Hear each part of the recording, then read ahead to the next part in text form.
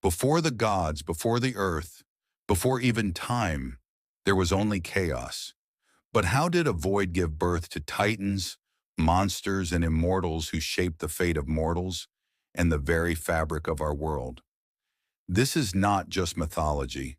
This is a timeline carved in blood, fire, and prophecy, from the birth of existence to the final whisper of the gods. And buried within it are stories so violent, so beautiful, and so eerily human, they shape civilizations and still haunt us today. The origins of cosmos and chaos, before gods ruled the skies, before mankind lit its first fire, there was only a wound in time the Greeks called chaos. Long before Homer sang of heroes or Plato debated the soul, ancient storytellers whispered of a world that bled itself into being. These were not yet myths. They were memory, half-remembered fragments spoken by seers, carried from the ash of collapsing Bronze Age empires. No temples stood, no cities had names, but out of nothing came Gaia. She was not born, she was. The earth made flesh, dreaming under an empty sky that had not yet been made. From her came the mountains, the seas, and then something she would come to regret: Uranus, the sky. A god so vast, so perfect, he couldn't stand to see imperfection crawl into the light. He buried their monstrous children inside her, and in the silence of that imprisonment, the first rebellion was born. The Greeks didn't believe the universe was born in light. They believed it began with a scream. Not a divine hymn, not an explosion of brilliance, a scream that echoed into nothing. Because before gods, before time, before meaning, there was a void so complete it began to feel lonely. This isn't just mythology, it's what Bronze Age Greeks feared they forgot. The Mycenaeans stood on stone thrones and whispered of chaos, not as a metaphor, but as something real, something that had almost returned. They feared silence. They feared the empty sky, because to them, void was not the absence of things, it was a predator. And from this terror, one presence emerged: Gaia, the earth, the only thing that would not disappear. Gaia did not appear. She felt herself into existence, as if the void spat her out just to stop the silence. Imagine being the first thing to feel alone. No eyes but yours, no voice but your own. Nothing above you, nothing beside you, just you. And from that desolation, she gave birth, not with pain, with will. 1. Urei, the jagged mountain bones beneath her flesh. 2. Pontus, the bottomless salt wound. 3. Uranus, the vast, beautiful sky she made to watch her. But who never blinked, she birthed them to be seen. But Uranus did not watch out of love. He watched out of fear.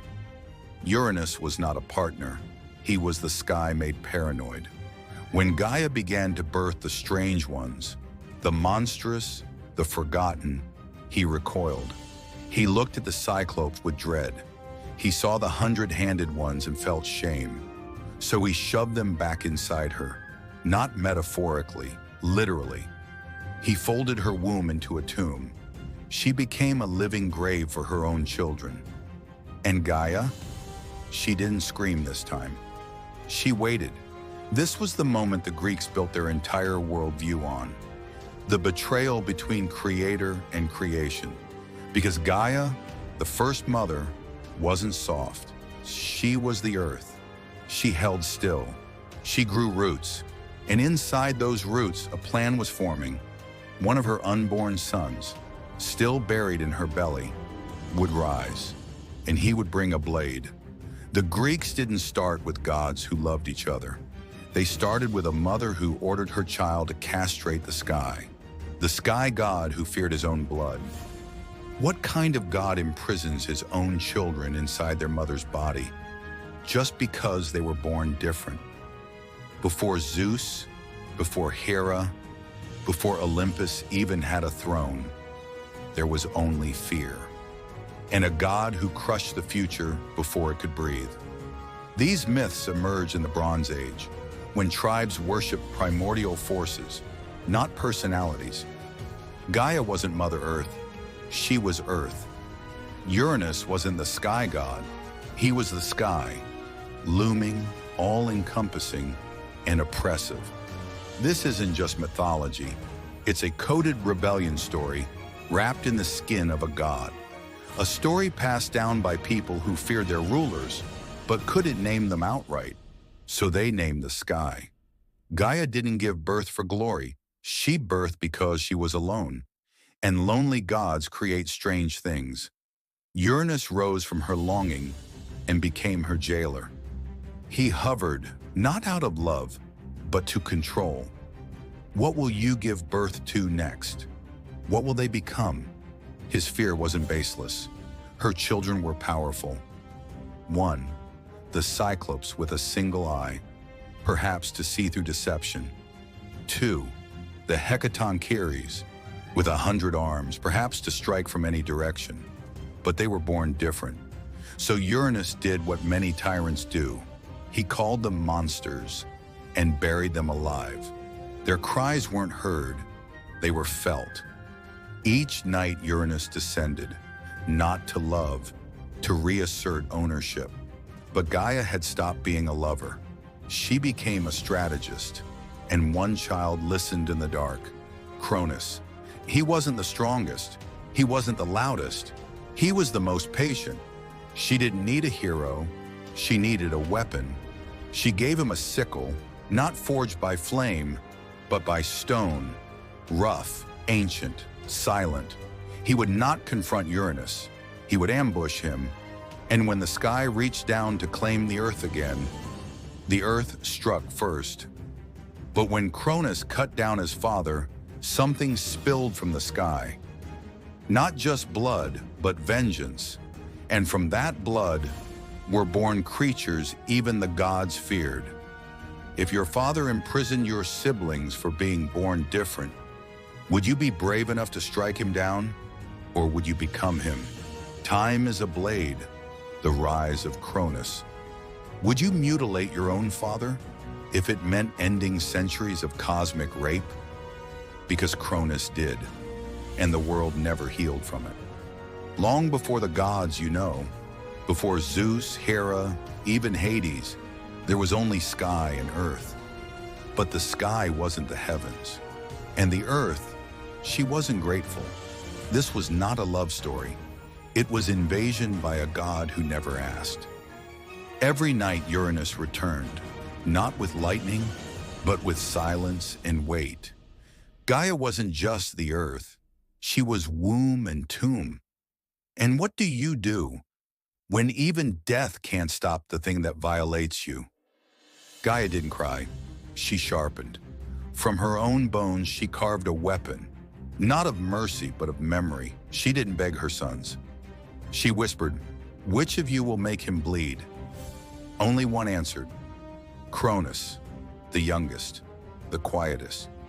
He didn't ask why, he only asked how deep. When Uranus descended again, his mind on Gaia, his body pressing into the world. Cronus was waiting, and in one brutal, whispered moment, the blade tore sky from earth. There was no scream, only blood, and time began. From the wound poured monsters. From the blood came furies. From the sea, Aphrodite. From silence came history. Cronus didn't smile. He calculated. He buried Uranus, took his throne, and told the world balance had been restored. But balance requires truth, and the truth was this. Cronus knew what he had done, and he feared one thing more than gods, more than vengeance, more than time itself, that his own child would do it to him. So Cronus made a choice. He would love his children by swallowing them one by one. Heartbeat by heartbeat, he erased his future to protect his past. But there's a whisper in the cave, a baby still breathing, and a prophecy that never dies quietly. If your survival meant killing the person who raised you, would you do it? Or worse, would you become them first? Drop your answer. This is where Greek mythology stops being myth and starts sounding familiar. Aftermath and power shift. The goddess of love rose from the mutilated corpse of the sky. Not metaphor, not poetry. Literal blood, God's blood spilled into the sea, and from that violence came desire. You were taught Aphrodite meant romance. You were lied to. In Hesiod's Theogony, it's Uranus, the sky, whose genitals are cut off by his son Cronus with a flint sickle. The blood soaks Gaia, the severed flesh thrown into the ocean. And when the foam rises from that unholy act, Aphrodite emerges fully formed. But here's what most don't know. The Greeks didn't invent her.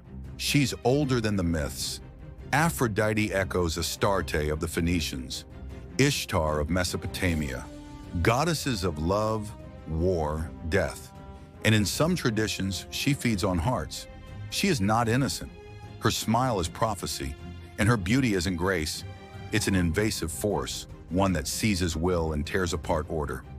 Ask Helen of Troy, ask Paris, ask the dead kings of Mycenae. Love, once divine, becomes a political weapon.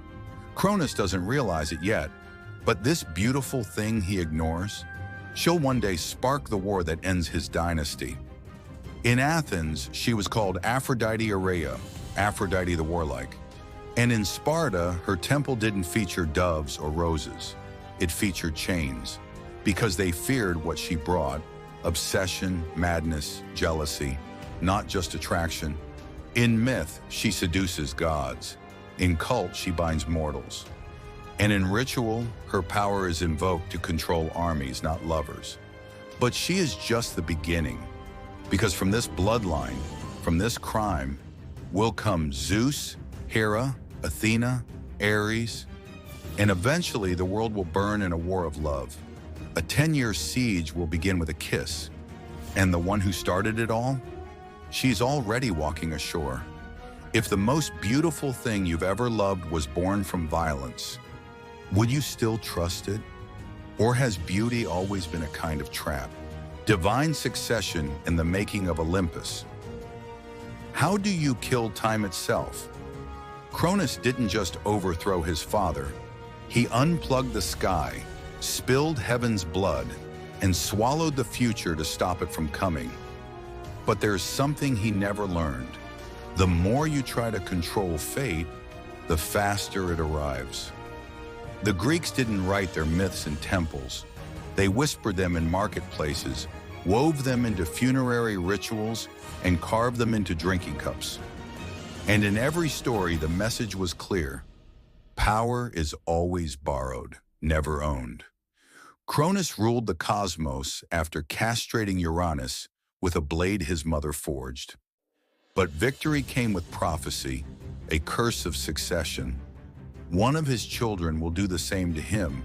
So Cronus did what all tyrants do. He chose silence over succession. He ate them. Here's what most don't tell you. Cronus wasn't just scared. He remembered the blood, the way the earth shuddered when Uranus screamed.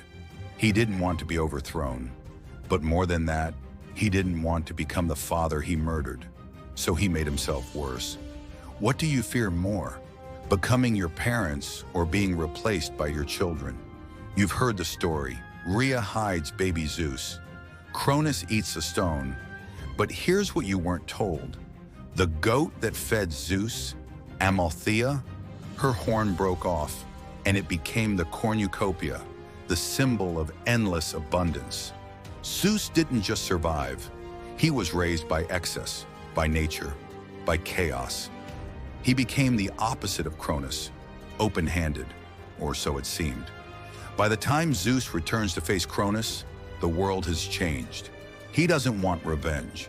He wants order. He wants Olympus. And yet, he makes the same deal Cronus did. 3 brothers, 3 realms, one prophecy still ticking. What if succession isn't a curse? What if it's a system, one the gods will never escape? If your child was destined to betray you, would you destroy them first or try to love the future out of them? Comment with just one word: destroy or trust. We're tracking the answers.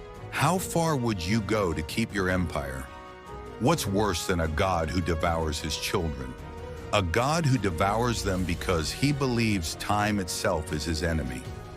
Cronus had already conquered the heavens, but he wasn't a god of victory. He was a god of fear, desperate to hold back the inevitable. Imagine a time before the gods took shape, when the world was ruled by beings whose very existence defied logic. Cronus had once been a child, powerless and vulnerable. But as father of the gods, he became the ultimate tyrant, not out of ambition, but to fight time itself. The prophecy that haunted him wasn't about an enemy. It was about fate. Cronus knew the future, and it terrified him. Your son will rise against you.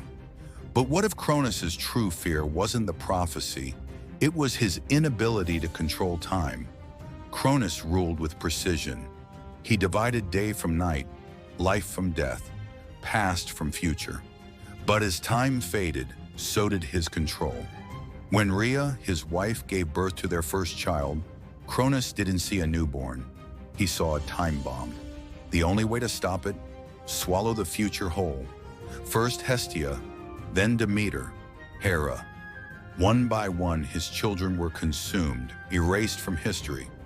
But the truth is, Cronus wasn't just devouring his kids. He was trying to stop time from turning.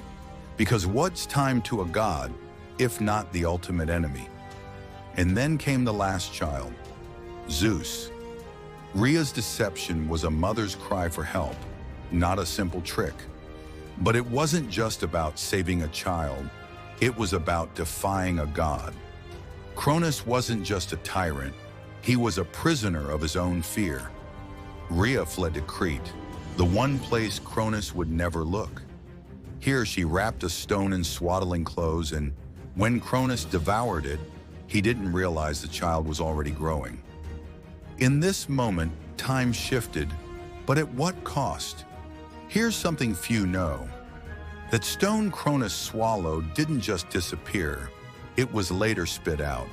The omphalos, a symbol not just of Delphi, but of the cosmic fracture caused by Cronus's own arrogance. The stone became the center of the world because it represented a moment when even a god couldn't stop time. By swallowing the stone, Cronus had marked the place where the timeline fractured, a physical manifestation of his defeat. The truth? Cronus was never fighting his son. He was fighting the inevitable, and that's why he lost. But remember, time doesn't end with one god. When Zeus returns to dethrone Cronus, it isn't just about defeating him. It's about taking control of time itself. But here's the twist. Could the gods themselves be cursed by their own power?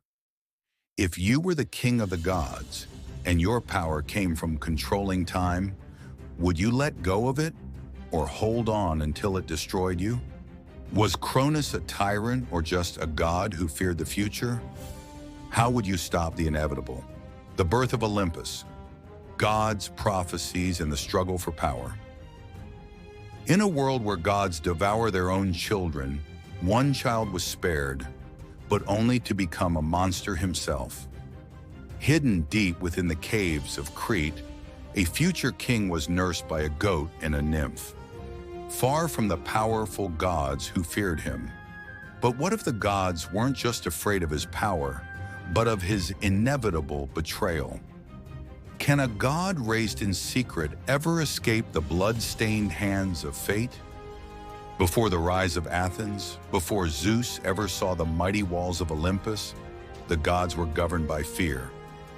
Cronus, the titan who devoured his children, was terrified of the prophecy that one of them would rise to dethrone him. But what if the real curse of prophecy was not the foreshadowing of future destruction, but the inevitable birth of it? Was Zeus ever truly free from his father's curse? Or was he simply the next piece in a game of divine chess? While Cronus devoured his children, Rhea, his wife, fought to save her last-born son. She secretly delivered Zeus to the nymphs and the she-goat, Amalthea. But did they raise him out of love, or were they simply preserving the next weapon for war? Did they care for him as a son, or nurture the monster who would overthrow all of Olympus? They weren't just hiding Zeus, they were creating his legacy. But what were the true cost of raising the future king of gods in exile? And what was the price for Amalthea, the she-goat, whose milk would feed the god of thunder? As he grew, Zeus began to hear the whispers of destiny. You will overthrow the father who devours his children. It wasn't a prophecy, it was a curse. Zeus, raised in the shadows, grew strong. But he grew strong in the knowledge that his only path to freedom lay in betrayal. But the more he learned, the more he felt a chilling realization creep into his bones. What if the only way to stop Cronus was to become exactly like him? What if, to destroy the tyrant, Zeus must become the very thing he feared? Zeus's guardians taught him more than survival. They taught him power. And to wield that power, he would need strength over mercy. Zeus didn't just have to learn to fight, he had to learn how to rule. Mercy was weakness. The lesson: tyranny is the price of a king's throne. The thunder god wasn't raised for justice. He was raised to reign. And for the first time, the terrifying question surfaced. What if he can't stop himself? Zeus's final test would not come on the battlefields. It would come in the form of a simple truth. To overthrow Cronus, he must take his place. The gods of Olympus had long awaited the day of his return, but they had no idea the fury he would bring with him. The prophecy wasn't just a prediction, it was a trap.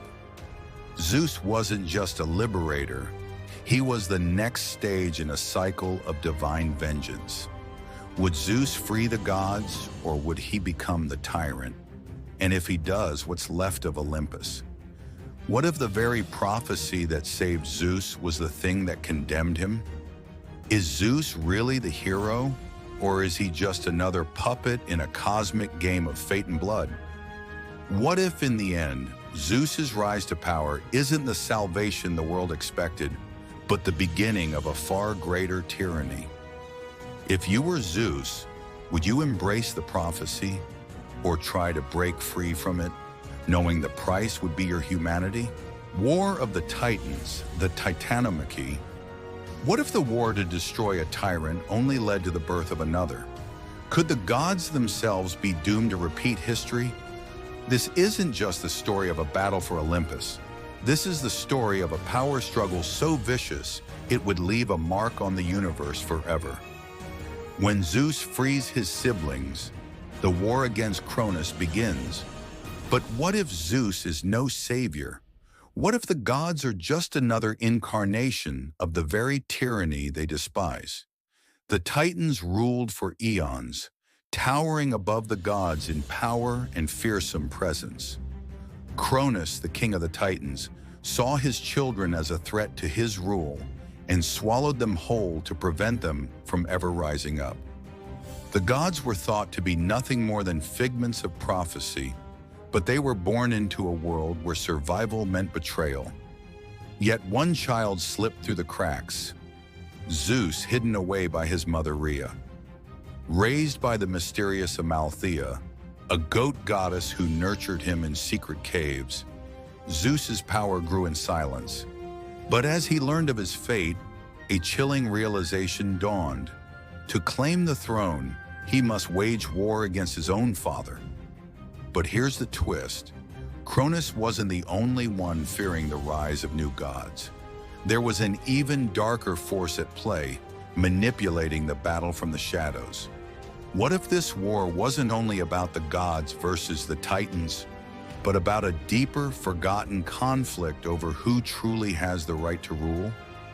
Zeus, now a growing force, had a single goal: free his siblings from Cronus' grasp. This wasn't just a rescue, it was a calculated move. But Zeus wasn't alone in this battle. He turned to Gaia, his grandmother, who had a hidden agenda of her own. The earth itself had grown weary of Cronus' reign. But did Zeus even know who he was really freeing? He wasn't just rescuing his brothers and sisters. He was setting in motion a cosmic game of thrones. The gods were divided, fractured by old wounds, and new allegiances were forged. While Zeus freed Poseidon, Hades, and Hera, the siblings who joined him in battle had their own ambitions. Hera, the goddess of marriage, was one of Zeus's greatest supporters. But was her loyalty purely to her brother? Or was she planning to usurp his throne the moment victory was in her grasp? As the battle for Olympus rages, it's not just gods versus titans. This is a war for legitimacy. Cronus wasn't just fighting to keep control of Olympus. He was fighting for a legacy he couldn't afford to lose. The gods weren't just after his throne. They were after the very essence of power itself. The divine alliances shift constantly. Zeus's side includes the freed Cyclopes in the Hecatoncheires, giant beings with 100 hands, beasts of war. They weren't allies by choice, but by necessity. Could the gods even trust their own allies? At one point, the war nearly took a dark turn when the Titans offered to spare the gods in exchange for Zeus's loyalty. But the cold fury in his eyes told a different story. Zeus wasn't a savior. He was a predator. As the war stretches on, alliances crumble. Prometheus, the Titan of foresight, stands at the crossroads. He had once been a loyal servant of Cronus, but now his loyalty is to the younger gods. Was his betrayal driven by a desire to become a god himself, or did he truly believe the Titans were corrupt? Meanwhile, Zeus's rise to power came at a terrifying cost. His thunderbolt was forged in the blood of the Titans, the same blood Cronus spilled to prevent his children's ascent. The thunderbolt didn't just strike down Cronus, it shattered the cosmic order. The divine power that flowed through Zeus was no longer just a tool for war. It was a curse, a mark of violence and destruction. But here's a twist. While Zeus was rising, Poseidon's ambition grew. It was whispered among the gods that Poseidon had already been eyeing the throne of Olympus for himself. Zeus may have won the battle, but could his brother's hunger for power tear the family apart once the Titans were defeated? The final confrontation between Zeus and Cronus was a showdown for the ages. But it wasn't just power that Zeus wielded. It was an act of bloody retribution. As Cronus prepared to make his last stand, Zeus struck the fatal blow. Cronus, the king of the Titans, was cast down from Olympus, his rule shattered. But the real shock came after Cronus' fall. Zeus didn't just kill him, he devoured him. What kind of god devours his father? The very one who gave him life? Zeus wasn't liberating the world, he was absorbing it. But this wasn't just about the death of a tyrant. This was about the rebirth of Olympus. But was it really a rebirth? Or was it a new, more terrifying kind of rule?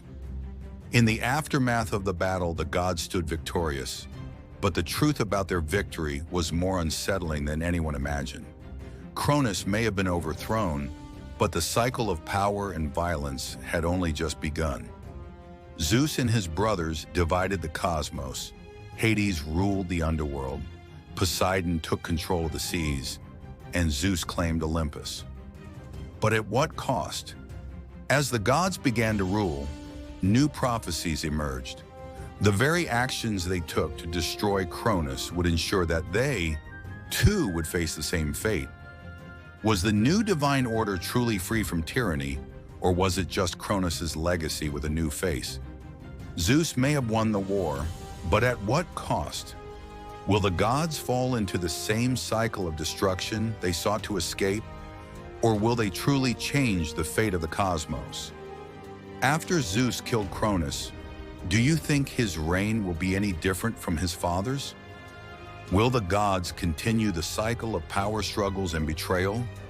Or is Zeus's rise to power just the beginning of another cycle of tyranny? Do you believe Zeus truly became a savior, or is he just a new king with a different name?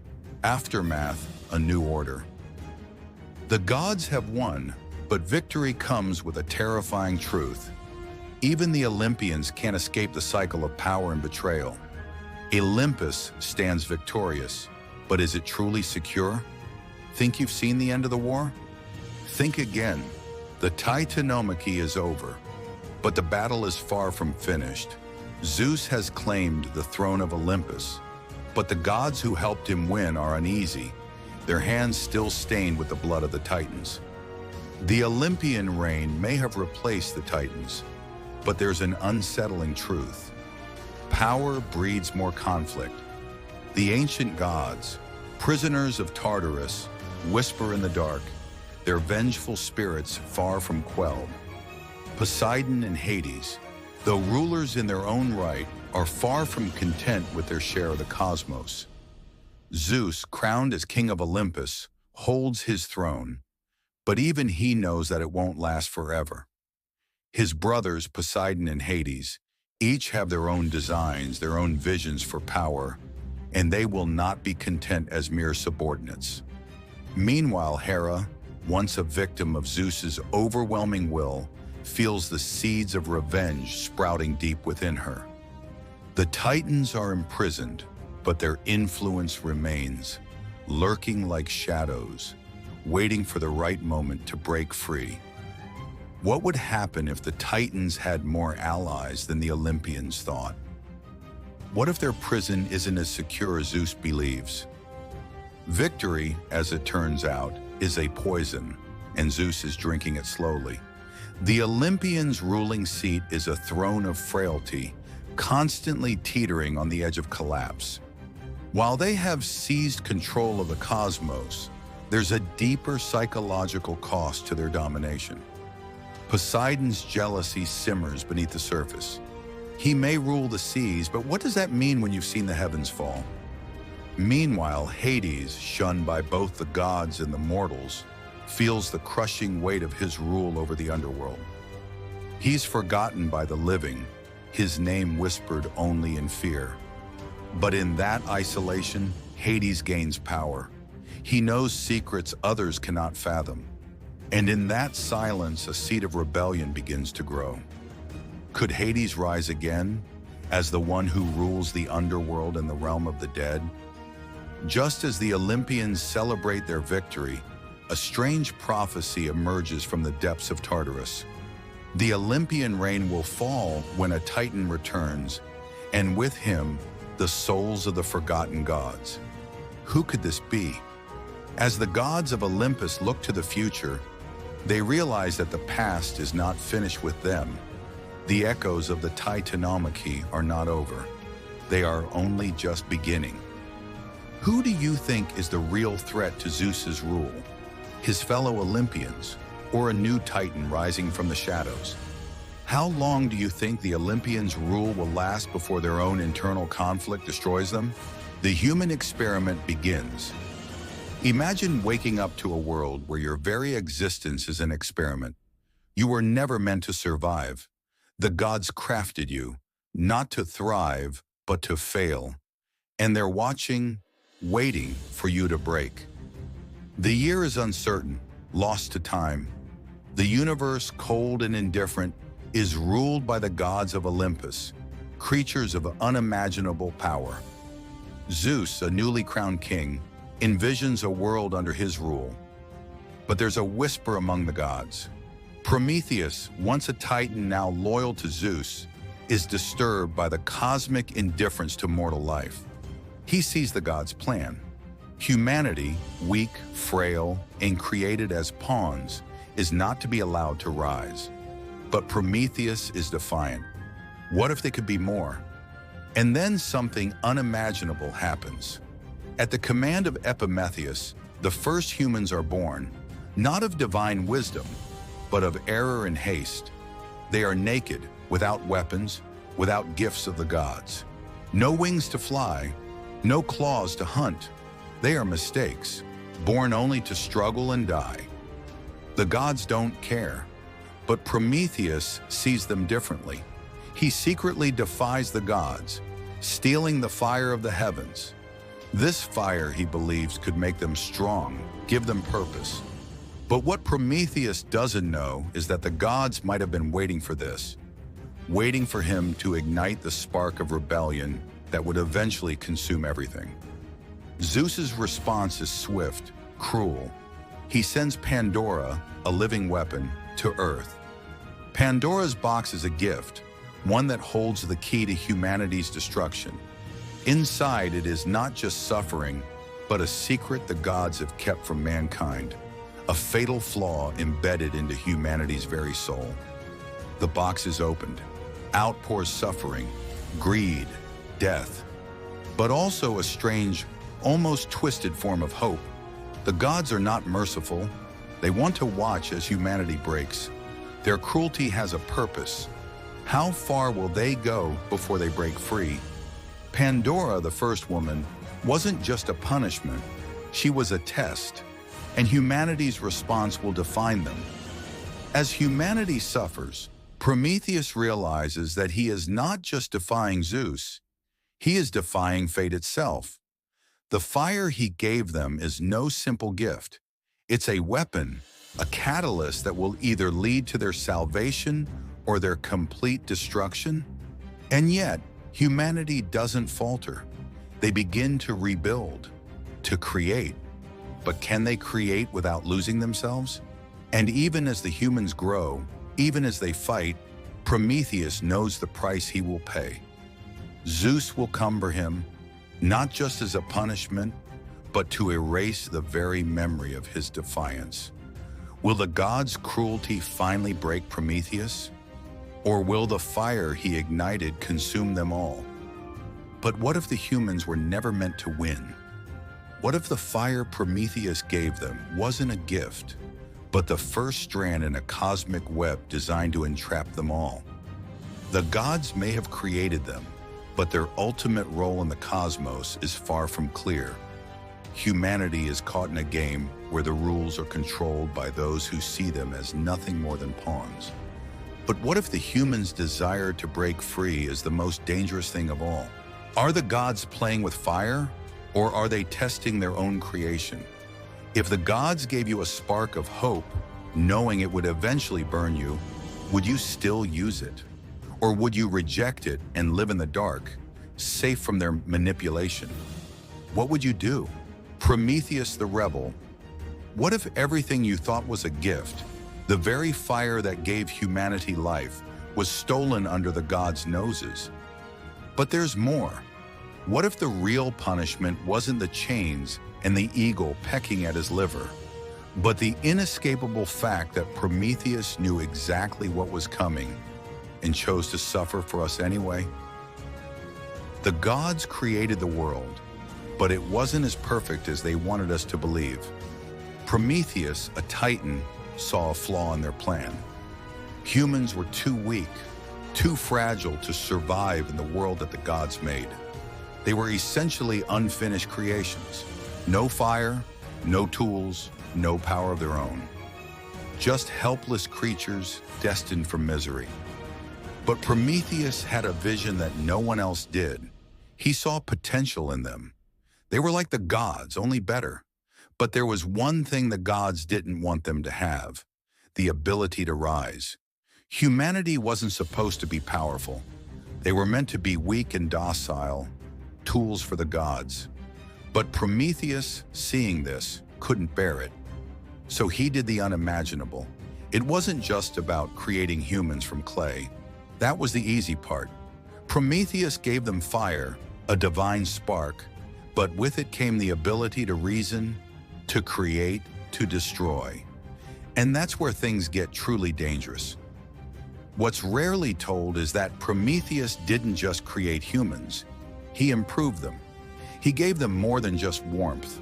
He gave them intelligence. The gods never planned for that. Humans, as Prometheus saw it, could be greater than any god if they were given the tools to challenge Olympus. But what was the cost of such a gift? The gods didn't see it as a gift. To them, it was theft. And they weren't angry just because of the fire. It was because they feared humans would one day overthrow them, and they were right to fear. The punishment is what you've heard before. Prometheus is chained to a rock, with an eagle feasting on his liver every day. A cruel fate, yes, but the real punishment is what Prometheus knew would happen. He knew the gods would come for him, that they'd hurt him beyond comprehension. But what if I told you that Prometheus, knowing this, still chose the suffering? His torment wasn't just about his body, it was about his soul. The endless knowing that humanity would continue to rise, and that was worth every ounce of his suffering. But here's where the story turns dark. Was Prometheus a hero, or was he a fool? By defying Zeus and giving humanity the means to become gods in their own right, Prometheus essentially condemned us to a never-ending struggle for power. Fire was the key to human advancement, but it also unlocked a cycle of violence, war, and pride that would forever echo across the ages. But here's the part they don't want you to hear.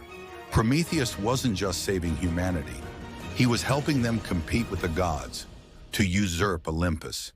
And in doing so, he paved the way for the gods' eventual downfall. What if it's not just about saving humanity, but about giving them the power to reshape the divine order itself? So if you were in Prometheus's position, would you have taken that risk? Knowing that your defiance would set in motion wars, betrayals, and uncountable suffering, but also give humanity a fighting chance? Would you have defied Zeus and everything that Olympus represented for the chance to ignite the potential within humans? But here's the twist. Would humanity's rise have been worth the price of defiance, knowing it came at the cost of their own innocence? Could there have been a different path, one where Prometheus didn't have to steal fire? Do you think Prometheus's defiance was truly an act of love? Or was it a curse that doomed humanity to a never-ending cycle of violence and power struggles? If you were Prometheus, would you have taken the fire or left humans in the darkness? Zeus strikes back. Pandora. Pandora was never a gift. She was a weapon. But the question is, who was the real monster in this story? Pandora or the gods who crafted her to fail? The gods had defeated the Titans, but the true battle for control over humanity had only just begun. After the dust of the Titanomachy settled, Zeus didn't rest on his laurels. He turned his eyes to the one thing that could give him complete dominance: humankind. In the wake of Prometheus's rebellion, where fire was stolen and humans were gifted the ability to thrive, Zeus realized something shocking. The true power wasn't in brute force. It was in manipulating the very essence of human nature. And so, from this newfound thirst for control, he created Pandora, not as a symbol of hope, but as a trap so intricately woven, no mortal would see it coming. Pandora was no ordinary creation. Zeus didn't just craft a woman, he built the perfect weapon. Every god contributed to her beauty, grace, and allure. They gifted her charm, wisdom, and desire. But behind these gifts lay a deadly purpose. Pandora wasn't made for love. She was made to be the ultimate temptation, a snare set for humankind to fall into. But why? What exactly was Pandora created to do? Here's the chilling truth. Pandora was not a gift to humanity. She was a divine device meant to remind humans of their place. Every mortal soul she encountered would be drawn to her, and in doing so, they would be condemned by the inevitable temptation to open the box. Pandora's box isn't what you think it is. Most believe it contained the evils of the world, But the truth is far darker. The box wasn't just about suffering, it was about power. Zeus, ever the master manipulator, packed it with not only misery and pain, but with hope itself. Why? Because hope wasn't a gift. It was the ultimate curse. Zeus didn't want to simply destroy humanity. He wanted to entrap them in an eternal cycle of longing, constantly striving for something unattainable. He ensured that hope stayed trapped inside the box to keep humanity enslaved to their desires, forever chasing something they could never reach. The true horror of Pandora's box wasn't what escaped. It was what was left behind. The idea that hope could be more dangerous than any evil is a truth so unsettling that humanity still hasn't learned it. Pandora, the first woman, was born of divine will, not of love. But was she truly a victim? Was she powerless in the face of Zeus's plan? Or was there something far more sinister at play? As the gods' creation, Pandora didn't just serve a divine purpose, she embodied every flaw humanity would ever face: temptation, desire, and curiosity. But here's the shocking truth that nobody tells you. Pandora was more than just manipulated. She was designed to fail. From the very beginning, she was cursed by Zeus's divine design to open the box. It was a test no mortal could have passed. Every action Pandora took led to the inevitable. She was doomed before she even knew the truth. This isn't just about human nature. This is about the ultimate divine betrayal. The gods didn't just manipulate her, they used her as a scapegoat to justify their own wrath against mankind, and we never questioned it. When Pandora opened the box, humanity unleashed the evils of the world. But the true horror wasn't the suffering, it was the false promise of hope that lingered. Why did hope remain inside when all the other evils had been freed? Zeus had crafted hope as a lie, a barbed wire that kept humanity striving for something impossible. Hope wasn't the answer. It wasn't meant to heal. It was a permanent state of yearning, forever keeping humans chained to the whims of the gods. What was hope if it was forever out of reach, only ever a shimmer to torment the soul? Pandora's curse was never just about punishment. It was a lesson in the fragility of the divine order. The gods did not give humans a chance for redemption. They created a system where suffering and hope became inseparable. And as for Pandora, she wasn't just a passive player in the gods' game. She was a deliberate participant in their scheme. Zeus didn't just want humanity to suffer. He wanted them to believe they could rise above it, only to be forever crushed by the weight of unattainable hope. This was the true tragedy of Pandora. She wasn't a mere victim. She was a product of divine cruelty, a message to all mortals that the gods owned the ultimate power over their fate. Do you believe Pandora was just a victim of the gods? Or was she the first human to be complicit in the creation of her own downfall? How much of her fate was beyond her control?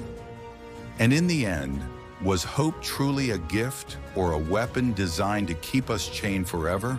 The jar opens, she was made to be perfect, so no one would ever suspect the trap. She didn't open the jar, we did. Every child knows the story. Pandora opened a box and evil escaped. But that's not what happened. There was no box. There was no choice.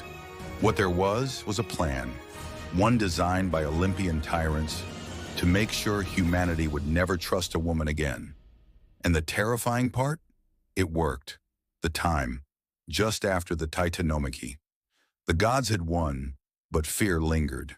Humanity, born from defiance, had fire and ideas. The gods needed to corrupt them. So Zeus didn't send a monster, he sent a woman, crafted by Hephaestus, taught seduction by Aphrodite, and whispered secrets by Hermes.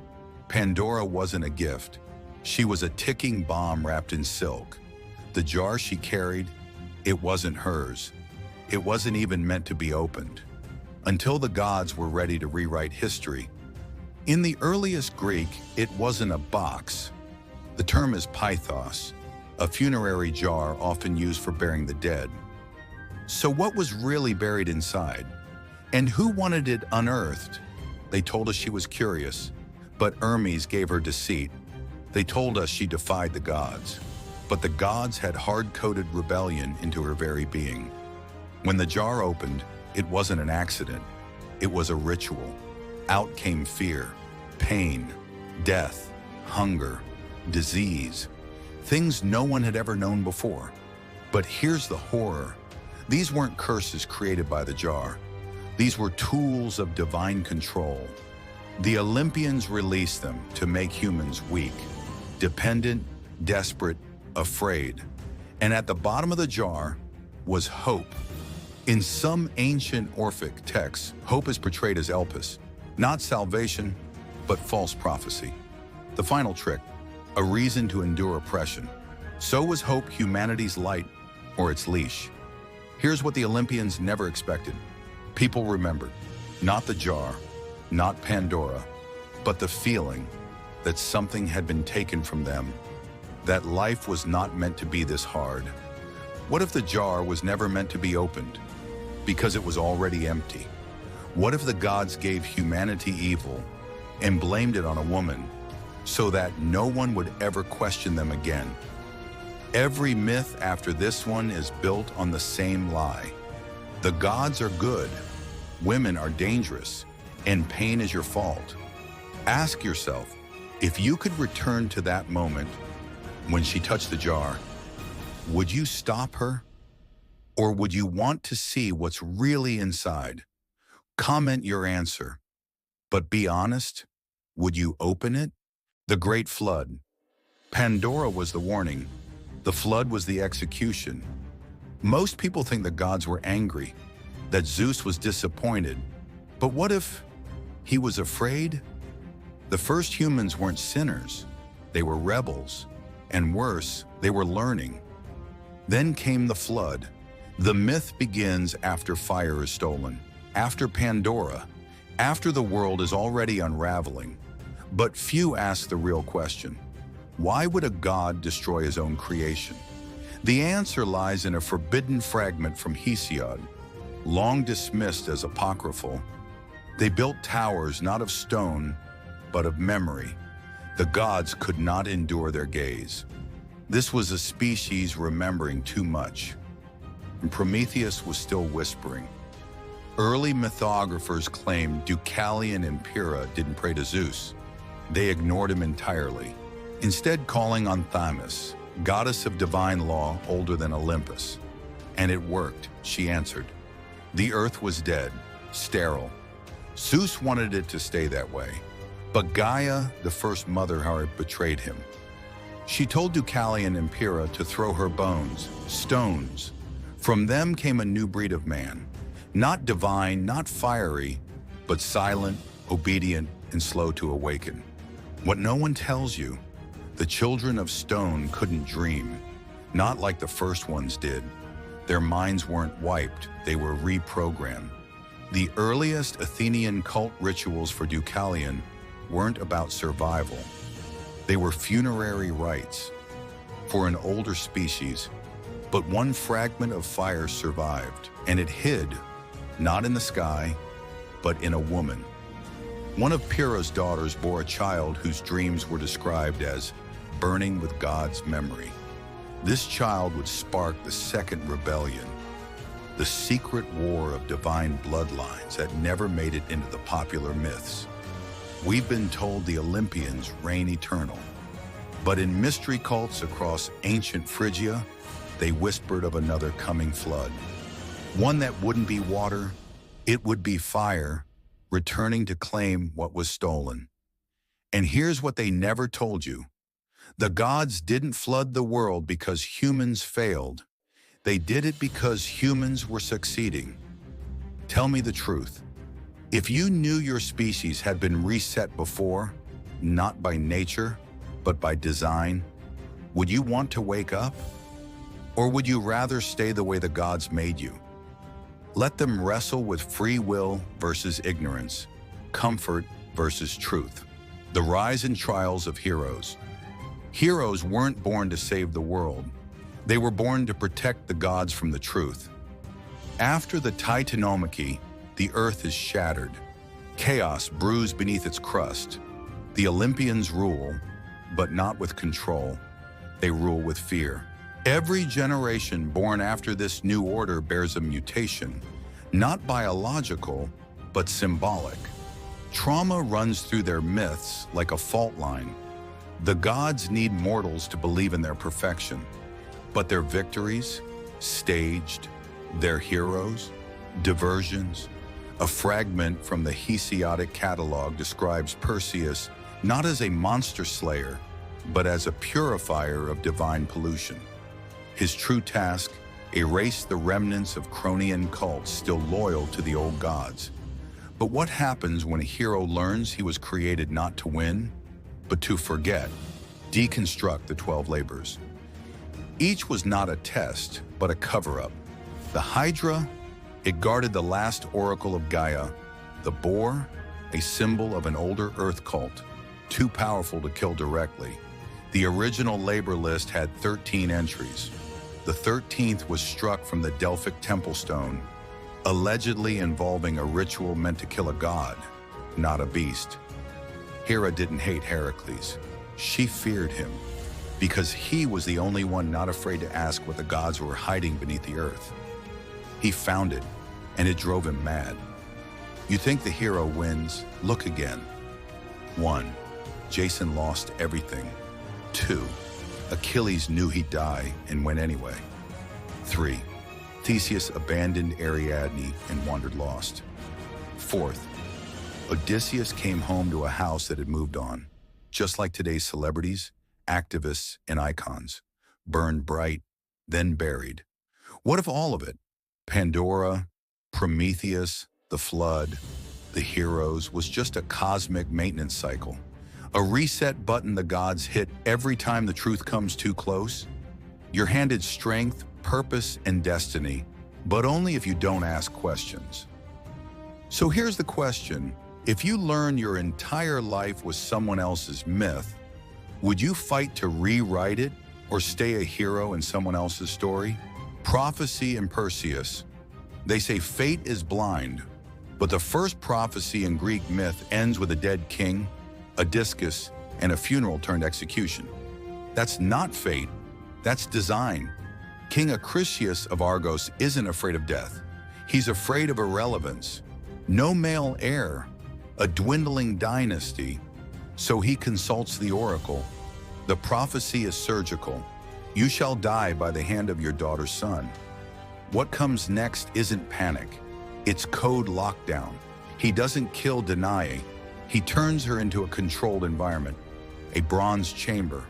No windows, no doors, no men. Pure womb as vault. But the gods don't breach walls. They exploit loopholes. Zeus doesn't arrive as a man. He infiltrates as a shower of gold, a Minoan fertility symbol tied to bull worship and solar seed. Translation, this wasn't love. This was programmed conception. And Danae, she never chose to bear the apocalypse. Acrisius thought he sealed a prophecy shut. Instead, he activated it. Baby Perseus is not named for kindness. Perso means to destroy, not metaphorically, functionally. Acrisius places mother and child in a wooden chest and casts it into the sea. But this wasn't just cruelty, it was a ritual. In linear B tablets, we find rites involving the sea reclaiming cursed bloodlines. But fate doesn't drown. Perseus and Danae wash up on Seriphos. Safe? Number they've entered the forge. Hermes gives Perseus winged sandals. Athena grants the polished shield. Hades, the helm of invisibility. Each tool is surgical, and each god has a stake in removing something ancient from the world. Medusa. In older Pelasgian versions, Medusa wasn't a monster, but a priestess of the old earth cults. sworn enemy to Olympian ascendancy. Killing her wasn't heroism, it was data erasure. Perseus was not born to defy prophecy. He was engineered to fulfill it, so precisely even the funeral was part of the code. If you knew your child was born to kill you, would you imprison them or kill them first? Be honest, what would you do? Heracles, madness and redemption. Heracles wasn't born for glory. He was born because Zeus couldn't control himself. But here's what they don't teach. Alcmene wasn't just seduced, she was tricked. Zeus disguised himself as her husband. It's one of the earliest divine assault myths in Western history. And Hera, she didn't punish Zeus. She punished the boy before he even took his first breath. She delayed his birth so his cousin Eurystheus could be king. She sent 2 snakes to kill him in his cradle, but he crushed them barehanded. Hera wasn't trying to kill Heracles. She was trying to turn him into a monster the gods could justify destroying. The madness that made him kill his own children was not an accident. In ancient Greek culture, madness was divine. It was a disease sent by the gods. They used it as a weapon. But here's the twist. Heracles wasn't cured after the slaughter. He was harnessed. The 12 labors weren't atonement. They were state-sponsored violence. A hero forced to do what kings couldn't. Killing sacred animals, slaying chthonic monsters, even descending to Hades. He didn't cleanse himself. He cleansed the divine world of its chaos. What kind of system demands blood to maintain its order and calls it heroism? Hera didn't just hate Heracles because he was a bastard. She hated him because he proved her husband's divine order was a lie. Heracles was the living contradiction. One, born of sin, but expected to serve the gods. Second, stronger than Olympus, but chained to their will. And yet, Heracles becomes a god, not by earning it, by burning himself alive. The Greeks practiced hero cults. Heracles was both man and god, offering a terrifying idea. Divinity could be born from trauma. If a murderer becomes a god, what does that say about the gods? Greek myth wasn't about moral lessons. It was about justifying power through pain. And Heracles? He became the blueprint. Every hero after him, Theseus, Achilles, Odysseus, walked the blood-soaked path he carved. Unknown fact, in some regional myths, Heracles wasn't honored. He was feared as the madman who tore cities apart, burned shrines, defiled kings. He was too dangerous for Earth, so they sent him to Olympus, a divine asylum. If someone saves the world but can't live with themselves afterward, are they still a hero? Atalanta and the Caledonian boar hunt. Atalanta wasn't supposed to exist. She was abandoned to die as an infant, left on the harsh mountainside, cast out by her father who wanted a son. And yet she survived. But survival came with a twist. Atalanta was raised by bears. Yes, bears. But don't mistake this for some romantic fantasy. The myth doesn't tell you the dark truth. Atalanta was never fully human. The wild had changed her. She became a creature of survival, never to be accepted by either the gods or the men of her world. She didn't grow up in a society that valued her. She was a rejected figure, a being who was always meant to be outside. Gut punch. Could you ever truly belong if the world casts you out at birth? How does a woman who has never known kindness ever fit into a world that demands her to be something she's not? Atalanta had power. No one ran faster, no one hunted as well. She earned her reputation, but it was a reputation forged through rejection. When men came to claim her hand, it wasn't out of love, but out of pride. They were not seeking her heart. They were seeking dominance. They proposed a foot race, defeat her or marry her. But Atalanta's race wasn't just about speed. It was a battle for control. Every step, a desperate attempt to be seen as more than just a woman, but as a warrior. And yet every victory, her triumphs, were reminders that her freedom was always temporary. Freedom only existed in moments, because the world always demanded she return to a place that denied her very essence. In the foot race, the men knew that their life wasn't just at stake, their masculinity was. And for Atalanta, the race was a fight against not just the men, but against the expectations of being a woman in a man's world. How many victories does it take to earn your place? And when you win, what's the cost? The Caledonian boar hunt was supposed to be a glorious moment, a chance to prove who could truly conquer the wild. But the real question was never about the boar. The boar was a distraction. The true hunt was for recognition. Atalanta's participation wasn't because she was welcomed, it was because she was necessary. The men didn't want her there. They were willing to endure her presence because the hunt had become a matter of survival. She was the only one who could defeat the boar, and they resented that. Her victory would mean not just the hunt's end, but the end of their dominance over her. So when Atalanta struck the final blow, they didn't cheer, they claimed the victory. They stole her glory. Her triumph was nothing more than a footnote in a male-dominated narrative. What if the true monsters weren't the boar, but the society that would rob her of her moment? What if every victory you earned only led to your greatest defeat? Atalanta's story is not a tale of glory. Her triumphs were always overshadowed, her strength belittled, her true purpose hidden under layers of expectation. Atalanta wasn't the hero, she was the scapegoat. Her greatness became her curse. Each victory only a reminder of how the world would never let her be more than what they thought she should be. No matter how many hunts she survived, she was always destined to be forgotten in favor of a man. The myth of Atalanta wasn't just about a hunt. It's a stark commentary on how society rewards women who challenge the status quo, only to make sure they never win. Would you fight for your own place, knowing the world would try to erase your victory? What do you think would happen if Atalanta had been given the glory she earned? Did the men of the hunt steal her more than just her moment? Let's discuss the cost of being a woman who defies destiny. Atalanta's battle wasn't over. Medea's betrayal. Medea wasn't born to love, she was born to sacrifice. This wasn't just a woman caught in a doomed romance. Medea was a sorceress, a daughter of the gods, and yet she gave it all away for a mortal.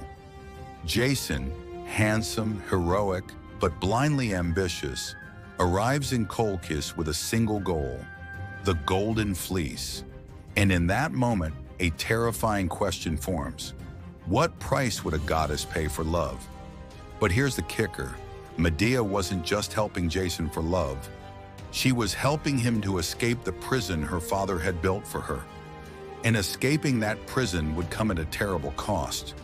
What Jason didn't realize was that Medea's power wasn't just magical. It was the kind that devoured everything in its wake. If you had the power to change fate itself, would you? Or would it consume you? But what would happen when Medea discovered that helping Jason wasn't a way out? It was the first step into the abyss. Medea had known what Jason would ask of her. The theft of the fleece wasn't just a heroic quest, it was a betrayal of everything Medea stood for. But she was torn. Jason was her love, her escape, and yet she was born of bloodlines that had always been cursed by the gods themselves. But there's a deeper truth here. Medea didn't help Jason because she loved him. She helped him because she was trapped in a world that had never accepted her. In a world that saw her as nothing but an object of power. And when it was over, when Jason had won his prize, Medea realized he had used her like a pawn in a game that wasn't even hers. What if Jason was never the hero?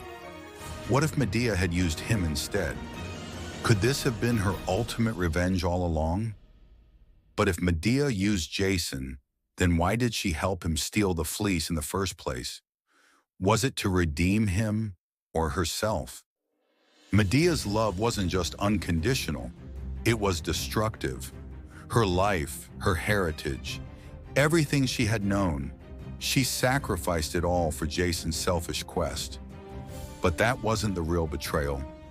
The real betrayal came afterward, when Jason discarded her. Jason, victorious in his quest, thought nothing of the woman who had enslaved herself to him. He abandoned Medea, showing no recognition of what she had given up. But Medea wasn't just a woman scorned. She was a sorceress whose revenge would be biblical. It's easy to vilify Medea, but let's face it, Jason's betrayal was far darker than hers. What happens when love and betrayal collide, leaving no way out? Jason wanted the fleece, but Medea had always been the true prize, and the gods knew it. But what did Medea truly lose in her betrayal of her family? And what will be left of her when revenge takes everything? Would you sacrifice everything, your family, your home, even your soul, for someone you loved? Or do you think Medea was just a woman who chose power over love? Medea was not the only one betrayed. Who truly lost the most? Was she the architect of her own doom, or was it fate? What do you think Jason's true role in this betrayal was? Let us know below. The fire is only just beginning to burn. In the next episode, Medea's vengeance, from love to blood, witness the devastating consequences of a betrayed sorceress as she unleashes her fury on the very world that abandoned her. Decisions that shape destiny. Imagine this. One moment, one choice, and your world comes crashing down forever. How far would you go to rewrite fate? From the moment gods carved mortals in existence, fate was the greatest prison. The gods weren't just creators, they were puppeteers, manipulating lives as if they were pawns. But what if fate itself was a lie, a myth perpetuated to keep mortals from seeing the truth? That mortal choices might have always had the power to break the chains of divine control. This wasn't about a single choice. It was about life and death being decided by forces greater than the gods. Take Perseus. He was bound by a prophecy.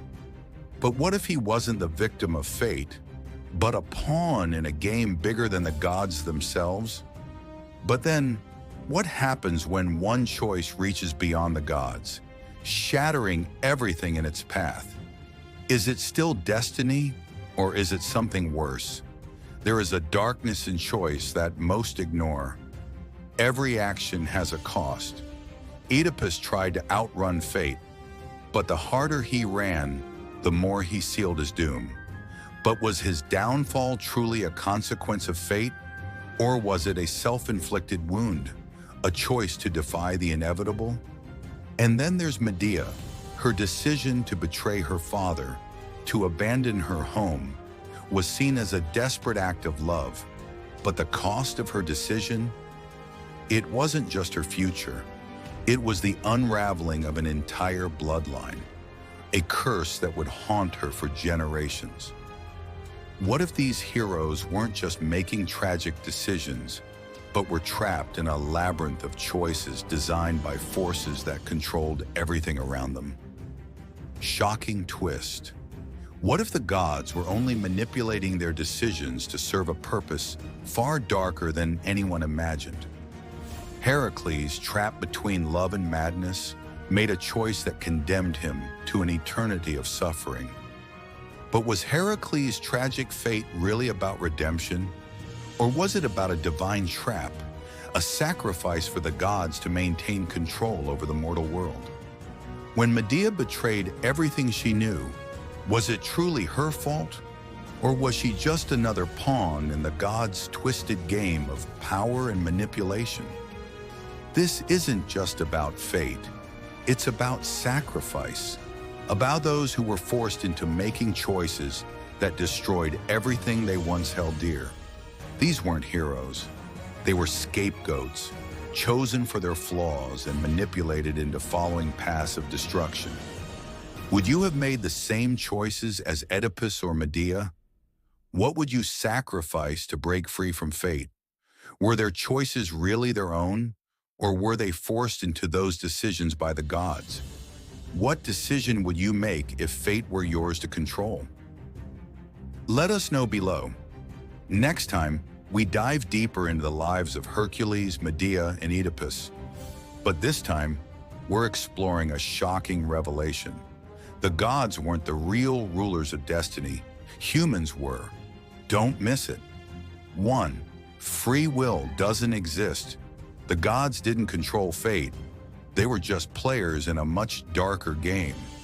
The true architects of destiny were far more sinister. 2. The self-destruction of heroes. Every hero's choice wasn't about redemption. It was a choice to fall into the gods' trap, to lose everything in service of an unseen power. 3. Medea's betrayal. Her betrayal wasn't a mere act of love. It was the moment she was pulled into a web of divine manipulation. What if Medea's greatest betrayal wasn't to her family, but to herself? The gods as manipulators. What if the gods weren't omnipotent, but merely puppets in a game where their control was just an illusion? How much power do we really have over our destinies? Paris and the Judgment. This wasn't a love story. This was a setup by the gods, by kings, and maybe by history itself. What if everything you think you know about the Trojan War, Helen, Paris, the apple, was crafted after the war to rewrite a much uglier truth? Before he was known as Paris, he was Alexander, a child abandoned because a seer claimed he would destroy Troy. But here's what the myths hide. Troy didn't throw him out just for prophecy. There's evidence that Alexander Paris may have had a claim to power that rivaled his father's. He returns not just as a prince, but as a political wildcard, dangerous. So when the goddesses fight over a golden apple, why choose him? He's not neutral. He's unstable, controllable, perfect. And what if the apple wasn't even meant for Paris, but for what he would trigger? Each goddess offers Paris a bribe, but behind their gifts are deep symbolic traps. 1. Athena offers victory in war, but that only works if war is already coming. 2. Hera offers rule over Asia, impossible unless you take it by force. 3. Aphrodite offers Helen, the wife of a Spartan king, a woman whose abduction would burn every alliance in the Greek world. So Paris chooses Helen. But here's the dirty secret. Some ancient versions claim Helen was already disillusioned with Menelaus and went willingly. Others, that Aphrodite magically warped her mind, a divine form of consent erasure. If Helen wanted to go, was it seduction, kidnapping, or espionage? You've heard the story, Paris causes the war. But that version appears centuries later. Earlier accounts suggest the Greeks used Helen as a pretext, a justification for invading Troy, a wealthy city controlling Eastern trade. The judgment of Paris the apple, the contest, may have been invented to place the blame on passion, not politics. Because myths don't protect people, they protect power. Even Homer never saw Troy as innocent. He paints Paris as vain, soft, avoidant. But the question is, did Homer know the truth and choose to hide it? Would you choose power, wisdom, or love if it meant damning your entire civilization? Tell us in the comments, which would you have picked? And do you think you'd survive the aftermath? Cassandra and the gift of tragedy. She told them the horse was a trap. She told them the city would fall. She told them everyone would die. And then she watched them drag it in anyway. What if the most tragic figure in the Trojan War wasn't Helen, But the woman who saw everything coming and couldn't stop it? Cassandra wasn't cursed for turning down a god. That's the sanitized version. The truth? Apollo gave her prophecy knowing she would reject him. It was a setup, a divine trap. He didn't just curse her to not be believed. He cursed her to see everything accurately without the power to act. It was psychological warfare, immortally inflicted. Here's what they won't teach in school. In Hittite and Mycenaean texts, women priestesses, divinely possessed prophetesses, held real political power until the gods and kings turned against them. Was Cassandra's punishment personal or part of a divine strategy to suppress a class of women who knew too much? Cassandra predicted not just the fall of Troy, but the total collapse of the Bronze Age, famine, earthquakes, invasions from the Sea Peoples. She saw a civilization-ending spiral and tried to scream it into the record. But Cassandra's name is suspiciously absent from many late Homeric sources. Redacted, muted. Some archaeologists now speculate that Cassandra may have originally been a title, not a name, derived from Kassu, Hittite, meaning seer or advisor. She may have represented an entire priestess class erased from the narrative. If Cassandra wasn't just one woman, how many voices have we lost? After Troy burned, Cassandra was enslaved, taken by Agamemnon, murdered beside him by Clytemnestra. But the chilling truth, in some lost versions, Cassandra saw beyond her death. She foresaw wars yet to come. Rome, Christianity, even the industrial world. She was history's first silenced whistleblower. One 6th century BCE fragment claims her final vision was of a war from the sky and a city consumed not by fire, but by thought. She didn't fail Troy, we failed Cassandra, and we're still ignoring the next warning. If a prophet stood outside your home today, screaming the future, would you believe her? Or would you scroll past like everyone did 3,000 years ago? Let's be honest, would you listen to Cassandra? Prelude to war. Imagine a single decision, a coin flipped by a stranger, could burn your entire world. But what if it wasn't a decision at all? What if you were a pawn from the start?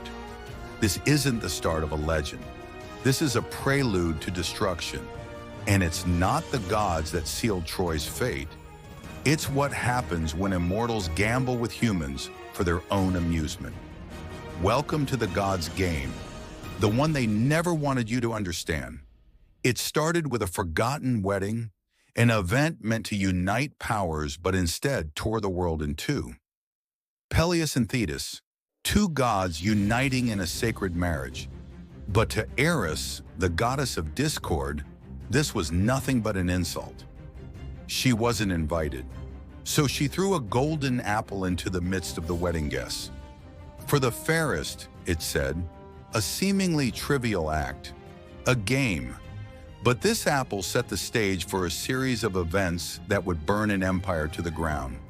Hera, Athena, and Aphrodite, each with their own power and pride, fought for the title of fairest. And each goddess turned to Paris, a prince unaware of the weight on his shoulders. Why? Because he wasn't supposed to decide anything. He was meant to be the instrument of divine vengeance. Paris chose Aphrodite, but it was not beauty that would lead him to glory. It was a curse that would destroy everything he touched. Helen, the world's most beautiful woman, wasn't stolen by Paris. She chose him.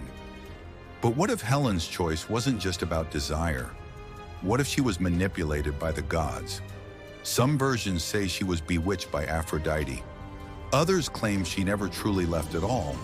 Perhaps it wasn't Helen, but a shadow of her that wandered to Troy. Helen wasn't just a symbol of love. She was a tool of destruction, chosen for her prophetic significance, and the power she had to break oaths made by men and gods alike. The war wasn't about a woman, but about the gods' need to control fate. And Helen? She was just the spark, not the fire. Menelaus, Agamemnon, Achilles, Odysseus, the greatest of the Greek world. They didn't just march to Troy out of duty. They were bound by oath, gods, and a thirst for glory. Odysseus, the master tactician, fought not for his homeland, but for his name. He believed the war would make him immortal. Achilles, at just 15, was convinced of his destiny to conquer and die young. Agamemnon, he had a kingdom to win, but at what cost? He'd betray everything for glory, even his family. But the real question is, what would they have done if they knew the end was coming? Because of all their sacrifices, every oath, none of it was by choice. The ships sailed toward Troy, but the question isn't if they'll reach Troy, but if they'll return at all. And if they do, will anyone be left to tell the tale?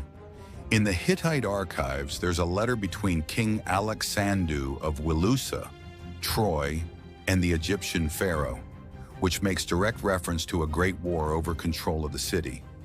These letters are the earliest records, and they confirm the Trojan War was not just a legend, but a real geopolitical struggle that rocked the ancient world. If you were Paris, standing at that crossroads with the golden apple, would you make the same choice knowing it would doom your entire world? The line between mortal and divine. What if everything you've ever known about fate was a lie? What if your greatest achievements were not your own at all? From the moment the gods saw fit to interfere, the line between mortal will and divine control was obliterated. The heroes of myth, those who fought for glory and honor, were nothing more than pawns in a celestial game they never chose to play. But who really wins in this game? The gods who manipulate from above, or the mortals who unknowingly fight for their entertainment? Imagine waking up every day knowing that your every decision has already been dictated by beings whose whims and desires you cannot even fathom. Achilles wasn't just born a warrior.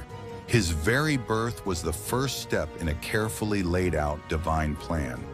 Thetis, his mother, sought to shield him from death, but she was too late. Zeus had already set his fate in motion. But here's where it gets dark. What if Achilles' greatness wasn't a gift, but a curse imposed by the gods themselves? Every victory, every battle he fought was to prove a point to the other gods, and they reveled in his suffering.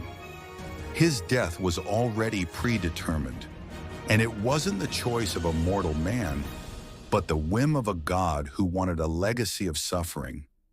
But this was only the beginning. What if every hero's glory wasn't their own choice, but the gods' cruel joke? Odysseus, the brilliant king of Ithaca, wasn't just a strategist. He was handpicked by Athena, who saw him as the perfect vessel for her divine manipulation. His legendary journey wasn't a series of choices made by him. It was a series of obstacles placed by Athena, each one more brutal than the last, and all for what? So she could test his loyalty, measure his wits, improve her power over even the most cunning of mortals. The real question is, though, was Odysseus ever really free? Every move he made was either a victory engineered by Athena or a struggle imposed by Poseidon, who made sure his path was a never-ending torment. Was Odysseus's wisdom truly his own? Or was he simply a product of the gods' design, their lab rat in a game of divine strategy? What would have happened if Odysseus had defied the gods? Could he have ever truly escaped their control? Consider the tragic story of Heracles. The 12 labors, widely seen as his redemption, were nothing of the sort.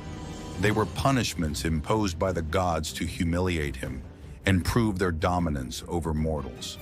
His strength, his courage, his will to fight None of it was his to decide.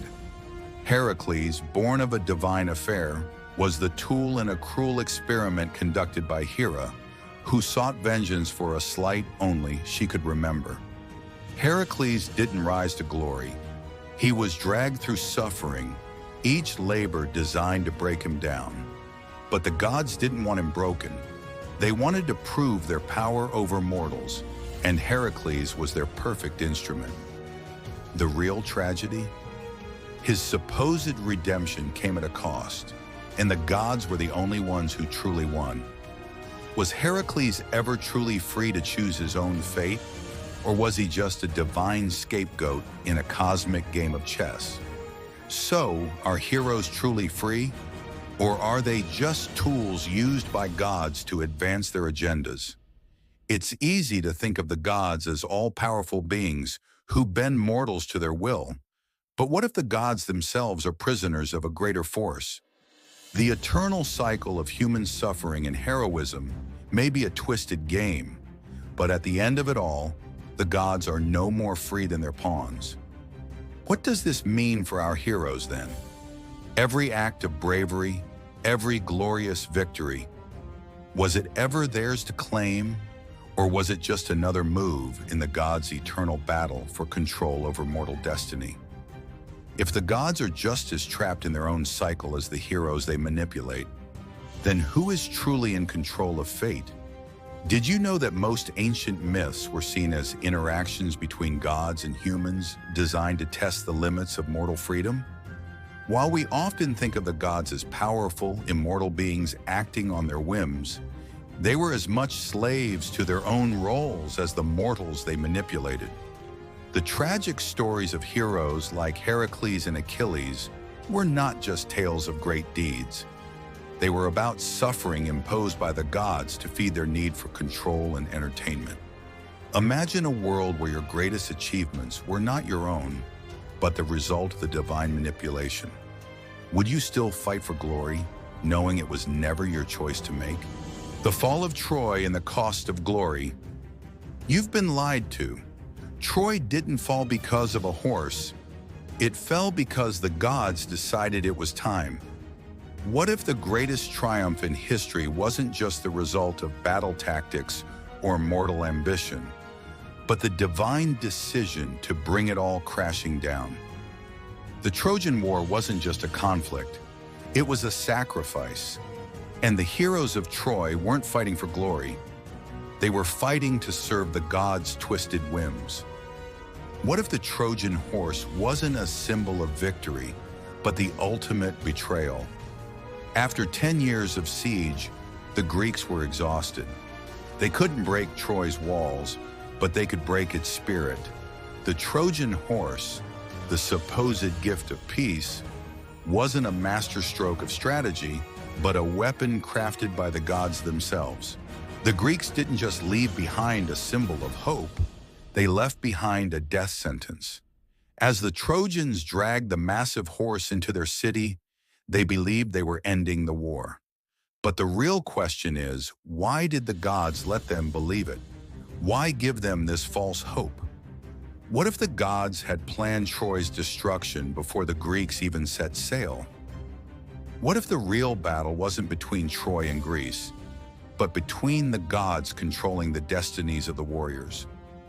Hector, Troy's noblest warrior, fought not for personal glory, but for the future of his people.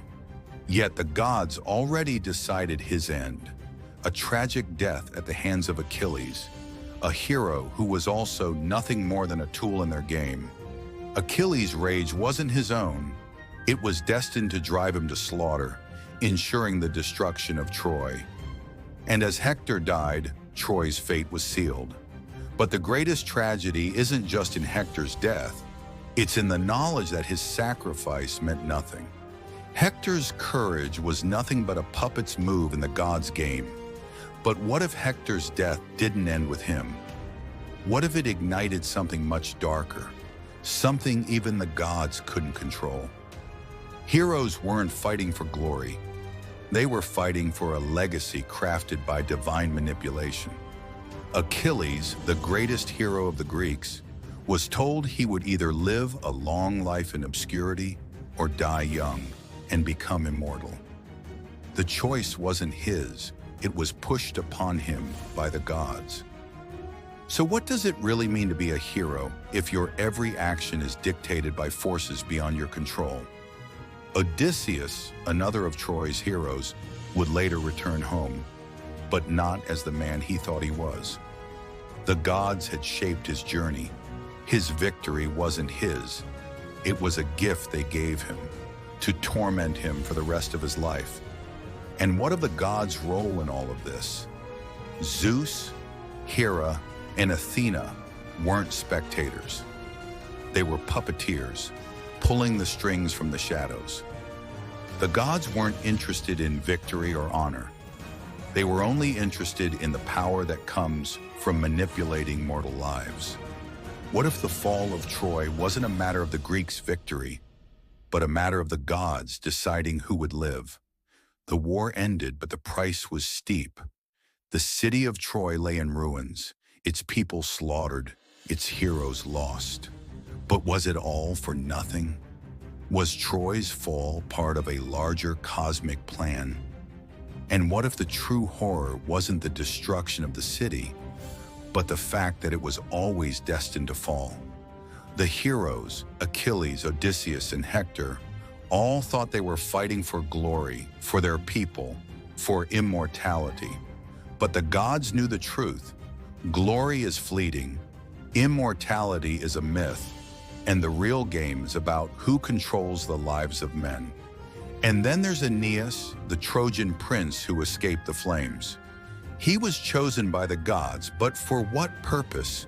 To carry Troy's bloodline forward, or to become the next pawn in the gods' endless struggle? What if Aeneas' journey wasn't about saving his people, but about perpetuating the gods' cycle of destruction? The real tragedy of Troy isn't the fall of a city, but the unseen manipulation of the gods. The warriors of Troy weren't fighting their own battles. They were playing out roles assigned to them by forces beyond their comprehension. The gods didn't cause the fall of Troy, they engineered it. Imagine you're a hero in the Trojan War. Every battle, every decision feels like it's your own. But what if you were never truly in control? What if your victory was only given to you to feed the gods' hunger for chaos? Achilles and the choice. The gods didn't choose Achilles' fate. He did. And that choice destroyed everything he loved. The greatest warrior the world had ever seen, Achilles, was given a choice few could ever dream of: eternal glory or long life, forgotten in the dust. He chose immortality, and in doing so, condemned his soul, his comrades, and his very humanity. But was the choice ever truly his own? Achilles' story begins before he was born. Thetis, his mother, was warned by a prophecy so damning that even the gods couldn't prevent it. Her son would be greater than any mortal, a hero whose name would echo through eternity. But that greatness came at a devastating price. Achilles could live a long, forgotten life, or he could die young and become immortalized in legend. Thetis, desperate to keep him safe, tried everything. She submerged him in the river Styx to make him invulnerable. But what if there was something even darker in this prophecy? Something the gods didn't warn her about? What if the true cost of immortality wasn't just death, but the eternal loss of self? Achilles was no simple warrior. He was the product of divine manipulation. When Agamemnon wronged him by stealing his prize, the beautiful Perseus, Achilles' wrath was unleashed. But this wasn't just pride, it was something deeper. It was as though the gods were playing a game, and Achilles was their pawn. Every act of fury, every battlefield decision was controlled by a force beyond his understanding. His anger was not just over a woman, it was the frustration of a God-bound man, cursed to walk a path with no exit. How much of Achilles' wrath was really his own? What if the gods manipulated his rage, pushing him to fight, to kill, to fulfill a prophecy designed to bring destruction to everyone around him? In the midst of his battle fury, Achilles was offered more than just the chance for vengeance. He was offered something far darker, the chance to prove his godhood. He fought not for Greece, not for his people, but for the gods, to cement his eternal place in history. But at what cost? When Patroclus, his closest friend, died in his stead, Achilles' rage was no longer just about winning battles. It was a desperate quest for redemption. But what if this redemption came at the cost of his very soul? Was his pain over Patroclus's death truly about love? Or was it about his own need for glory, a desperate attempt to hold on to a legacy that was never his to begin with? Achilles died, his prophecy fulfilled. He was a hero, a god, but at what cost? His death, struck by the arrow of Paris, was not an accident. It was the final act of a divine play. And here's the chilling truth. Achilles never had true control of his destiny. He was chosen not by his own will, but by the gods who had already written his path. But here's the twist. What if Achilles' choice was never about fate at all? What if it was his own obsession with immortality that sealed his doom? Was he truly the hero, or simply the sacrifice the gods needed to continue their game? Achilles' wrath wasn't just his anger, it was his struggle for control. But he never had it. His immortality was a curse, crafted by the gods, paid by his humanity. Would you choose glory, knowing it would cost you everything? Your soul, your humanity, and the ones you love? Was Achilles' path his own, or was he the god's greatest pawn? Hector's final stand. What if the hero you admire was already doomed the moment he picked up his sword? As the Greek ships lay anchored on the shores of Troy, the city's fate was already sealed, not by the invaders, but by a curse laid out centuries before, woven into the very fabric of the gods' whims. Hector stood on the edge of history, the last true hope of Troy, but in his heart he knew. This was a fight not for his city, but for his family's honor. For all his bravery and leadership, Hector was haunted by a prophecy. The gods had foretold Troy's fall, and no hero could defy the will of divine beings. His courage wasn't in his sword, it was in the quiet moments before battle, where he wrestled with the idea that his own death could free his city. But what if Hector had chosen to run instead of face his fate? Could he have saved Troy? Before dawn, Hector spent his last moments not on the battlefield, but in the arms of the woman he loved. Andromache, the mother of his child, begged him not to fight, but Hector knew that he could not run. He was bound by honor, but more tragically, by fate. His family was not the only thing at stake, his legacy was. In the heartbreaking scene before he left, Hector made a chilling promise to his infant son, Astyanax, who would never know his father's face, but would only inherit his legacy of defeat. Here's the shocking truth. Hector didn't fight for his city or even his family. He fought because he believed that death was the only way to protect their future. He knew that Troy would fall, but he believed that in his sacrifice, his son would at least inherit a mythical hero's memory, not a coward's legacy. The clash between Hector and Achilles has been immortalized in legend. But here's what they don't tell you.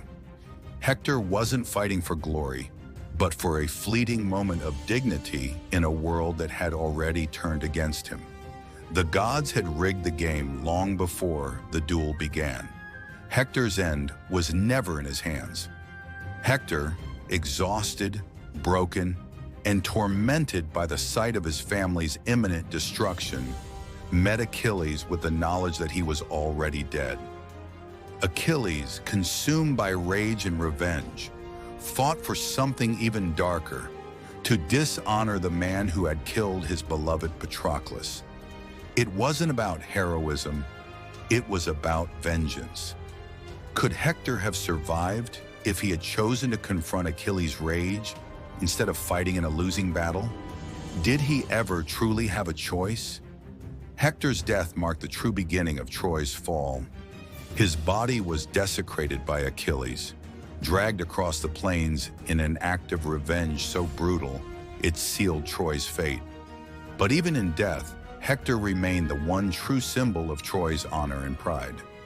The city mourned not just a hero, but the loss of its soul, a warrior whose humanity still shone through in a moment that should have been purely tragic. But here's the truth no one tells you. Hector's death didn't just seal the fate of Troy, it set the stage for the destruction of an entire era.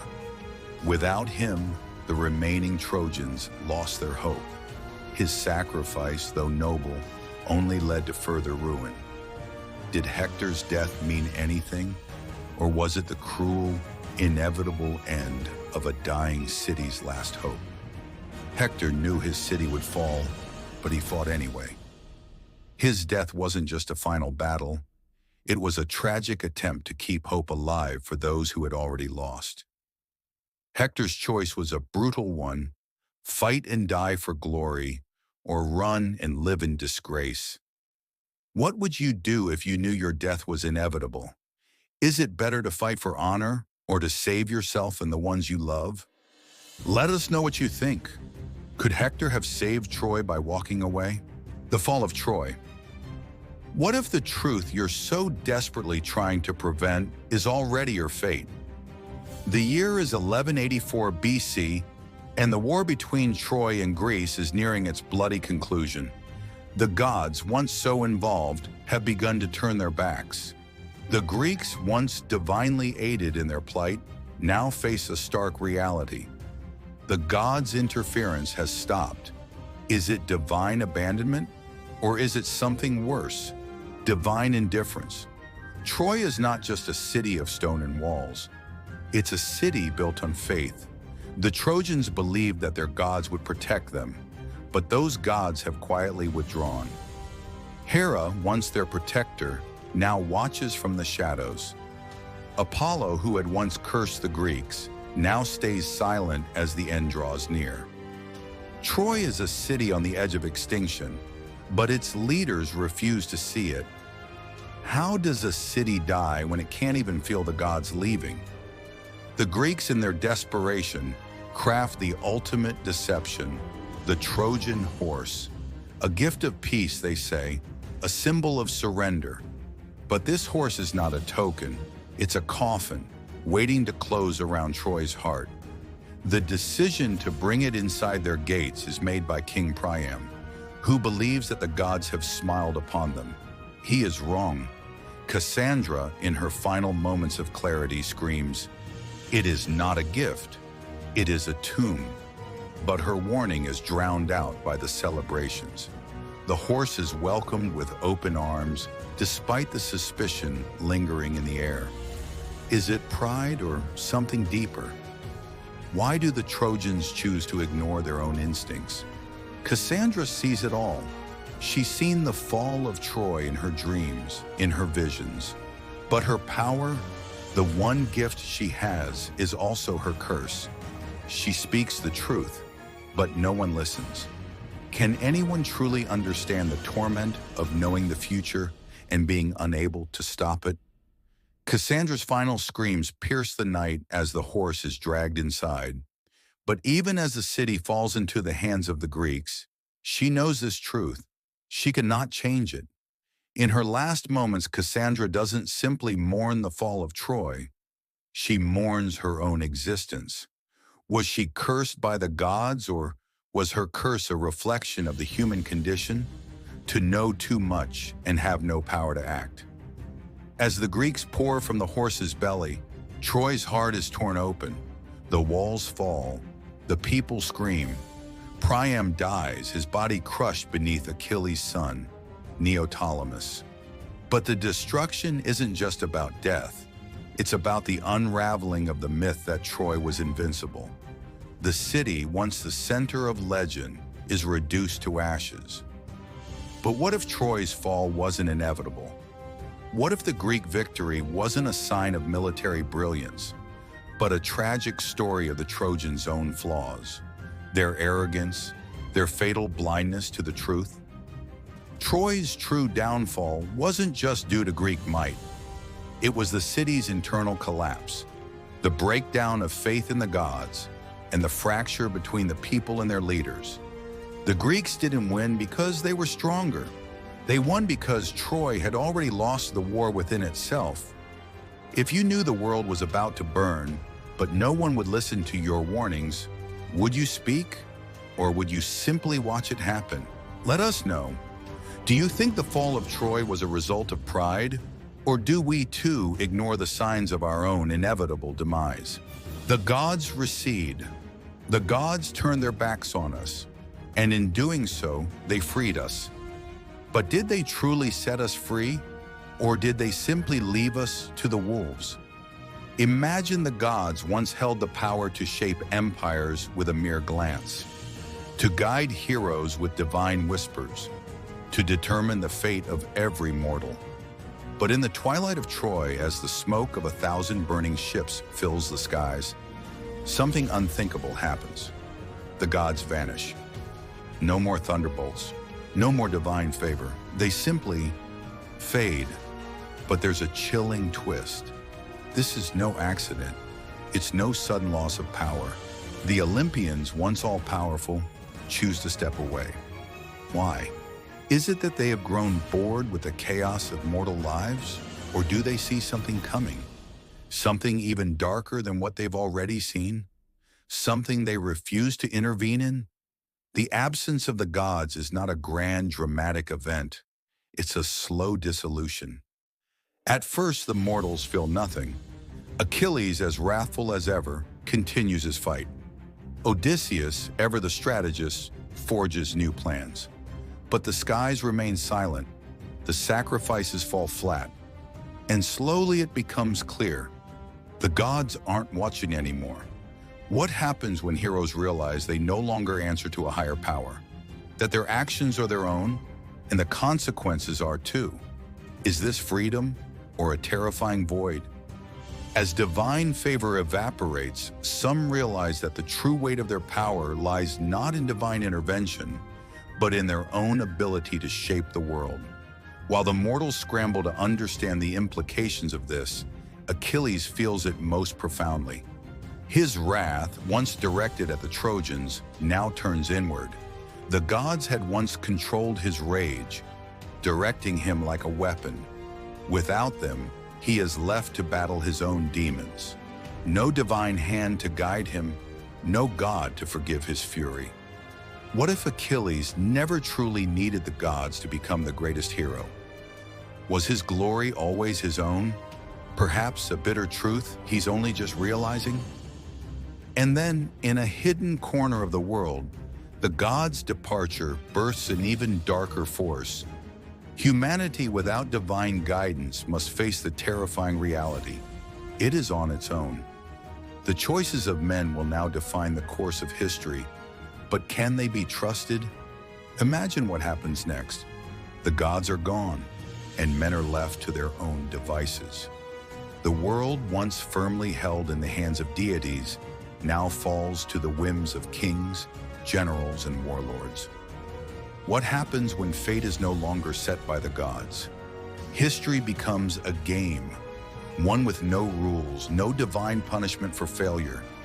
The very idea of divinity is now just a fading echo, and humanity must become its own creators.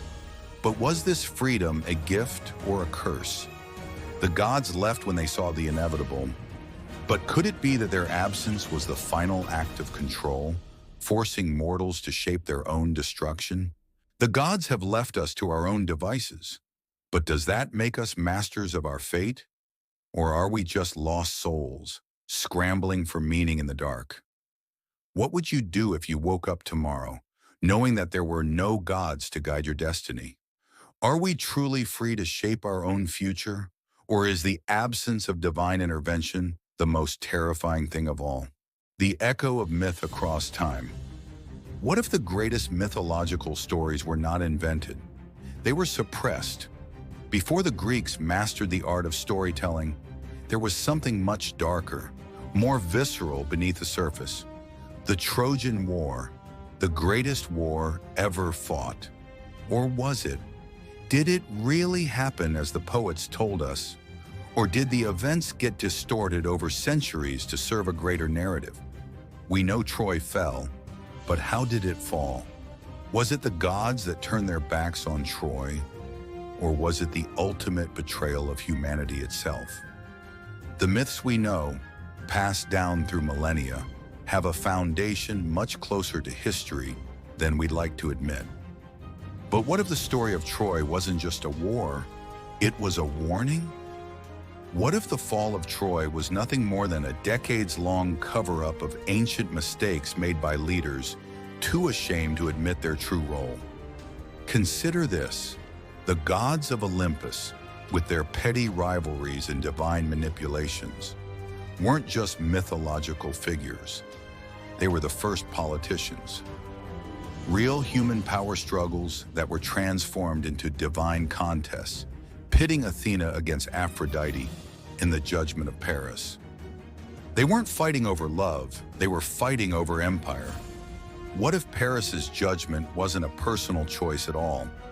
What if he was a pawn in a much larger game, manipulated by those who knew the price of power? You think this is just fantasy? What if those ancient games still haunt us today in ways we have yet to fully understand? If we're honest with ourselves, many of these myths, like the story of Achilles, are far too perfect to be purely fictional. Achilles was a hero not because of his strength, but because of his tragic flaw. What if Achilles' rage wasn't a myth, but a real psychological breakdown experienced by one of the greatest military leaders of all time, a breakdown orchestrated by forces far beyond his control?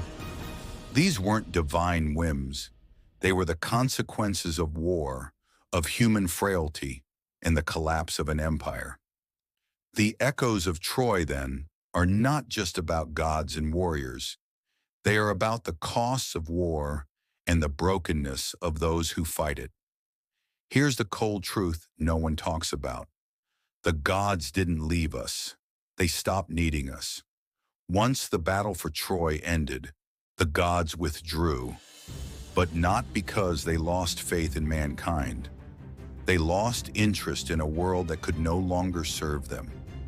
And in the absence of divine interference, a more human-driven reality began to emerge. The wars, the betrayals, the empires. They were no longer just about divine will. They were about human ambition. And it was this ambition that would bring about the rise of kingdoms, but also the downfall of so many of them. What does it mean when the gods are gone and human beings are left to choose their own fate? When we look at the myth of Cassandra, we don't see just a tragic figure. We see the silencing of inconvenient truths. The legends of heroes and gods, they were constructed, shaped into something we could understand and control. But if these are echoes of real events, then who is writing history now? Is the world we know today just another version of the myth, recast by those in power? Or are we finally seeing the truth? Or is the truth always something we'll only glimpse through the cracks of history? What if everything you know about the past is nothing more than a version of the myth? Are we still living in the echo of Troy? Do we create myths to explain the truths we can't bear? Or have we, like Paris, been seduced into making choices that will lead to our own downfall? The Odyssey of Odysseus. The war didn't end at Troy. That's just when the body count stopped being counted. The name Odysseus conjures images of clever tricks and homecoming glory. But what if we told you, Odysseus didn't just survive the war, he profited from it, and his homecoming was a staged massacre, designed to erase the last witnesses of what really happened in Troy's ashes. 1. The year is around 1180 BCE. 2. The Mycenaean world is collapsing. 3. Trade has fallen silent. Kings are dying. 4. Troy is ash, but so are Pylos, Thebes, Knossos, one after another. There is no peace, only the vacuum of empire. And into that void sails one man, cloaked in myth. But what exactly did Odysseus bring back with him, other than a ship full of corpses? A Babylonian tablet refers cryptically to a West king who walked the world's rim for a decade. And a fragment from the Aethiopus hints that Odysseus may have personally executed Penthesilea, the Amazon queen, after Achilles fell. Why? To silence her account of what he did behind Troy's walls. In some lost traditions, Odysseus wasn't just a general. He was Troy's final executioner, not a liberator, a cleaner. And the gods, they didn't just abandon him. They watched because this man, once mortal, had done something even the divine feared. Everyone remembers Penelope weaving, but no one asks, why didn't she remarry sooner? Here's a chilling theory. She wasn't waiting for Odysseus. She was hiding from the men he left behind. Suitors weren't rivals. They were witnesses. And Odysseus came home not to love, but to finish the war. A version of the Nostoi, returns, implies Penelope received omens from Apollo, warning her of a shadow returning home. So when Odysseus strung his bow, was it justice or was it cover-up? Athena blessed him, but Athena also abandoned him. Why?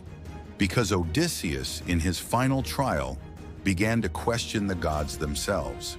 And in myth, that is unforgivable. The Telegony, rarely studied, tells us that Odysseus was murdered not by an enemy, but by a son he never knew existed, born of Circe, a loose thread he never tied off. What if Odysseus never came home to rule, but to bury the past, and the gods buried him for it? If Odysseus' story had ended with his murder by an unknown son, would that make him a hero who fell victim to fate, or a tyrant finally silenced? Drop your theory in the comments, because the myths don't agree. And maybe they're hiding something. Cadmus and Harmonia, before the Trojan War, before Achilles, before Olympus ruled the skies. A city rose from dragon's blood. Its founders didn't die, they molted. In the origin myth of Thebes, the city that would give birth to Oedipus, there is no golden hero, only Cadmus, a foreign prince, dragging the alphabet of the East into a land that wasn't his. And behind him, a bloodline that ends not in graves, but in scales. Most tell you Cadmus killed a dragon, but they skip this. That dragon was sacred, the guardian of Ares' spring. And Cadmus, in murdering it, didn't slay evil. He declared war on a god. He planted the dragon's teeth, and from the earth came the Spartoi, the sown men. But 5 lived. They didn't just found Thebes. They became priests of a buried cult, keepers of a secret that predates Olympus. In rare Boeotian traditions, the Spartoi were seen as avatars of chthonic forces, not men at all, but relics of a serpent god older than Zeus. What if Cadmus didn't found Thebes to civilize Greece, but to bury what should never have walked above ground? Cadmus's reward was Harmonia, daughter of Ares and Aphrodite. But this wasn't a wedding, it was a binding ritual. The gods gave her a robe and a necklace, said to bring harmony. But Hephaestus forged them while still burning with rage over Aphrodite's betrayal. The necklace became a carrier of divine disease. It destroyed every generation it touched. According to an obscure fragment from the Orphic Argonautica, the necklace was not a gift, but a key to unlock Harmonia's true form. Not human, not God, serpent. What if Harmonia was never meant to be mortal at all? When Cadmus grew old, he said one thing before vanishing. If the gods delight in punishing us, let me become what I destroyed. Then he and Harmonia became serpents, not punished, not exiled, but initiated. They weren't expelled from humanity. They left it behind. In ancient mystery cults tied to Thebes and Samothrace, serpent transformation was seen as divine unmasking, shedding false mortality to reveal one's true immortal essence. What if Cadmus and Harmonia still exist, not as myth, but as symbols encoded into every secret order since? If every empire begins in blood and ends in silence, would you rather be remembered as a man or disappear as a god? Legacy and myth-making. You're living inside a lie written by a poet who probably never existed. Troy may have burned, but it survived, not as ruins, as code. Myth wasn't entertainment, it was civilizational software, installed in the minds of millions, rewritten with every empire that used it to justify blood, conquest, and gods. And here's the terrifying truth. The myths didn't evolve. We did. We evolved around them, like a parasite you forgot to remove. Between 1100 and 800 BCE, writing in Greece vanished, gone, as if history blinked. No alphabet, no archives, no names. But somehow Achilles lived on. How? Not ink, sound, professional memory machines called iodoi, performers of oral verse, encoded the epics in meter and rhythm that mapped perfectly to human breath and heartbeat. These stories were often sung only at elite funerals, meaning myth was a ritual of mourning, not adventure. Each telling shifted a little, not to change the myth, but to mirror the politics of the city-state that heard it. So when Homer wrote the Iliad, he wasn't telling an ancient story. He was encoding a contemporary warning. What if Homer wasn't a poet, but a political operative? By the 5th century BCE, Athens wasn't telling myths to remember Troy. They told them to control you. Athenian tragedy turned gods into bureaucrats and heroes into examples of what happens when you defy the state. 1. Orestes doesn't just avenge his father, he invents trial by jury. 2. Antigone doesn't just bury her brother, she challenges divine law versus civic law. This wasn't just culture, it was programming. Myth became the hard drive of democracy, and failure to process it correctly could cost your life. In some Athenian festivals, if you disrupted a tragic play, you could be prosecuted for impiety. Theater was deadly serious. Are we the audience or the characters? Then came the Romans. They didn't steal Greek myth, they reverse-engineered it. Virgil forged the Aeneid to link his emperor, Augustus, to divine Trojan blood. Not because it was true, because it was politically necessary.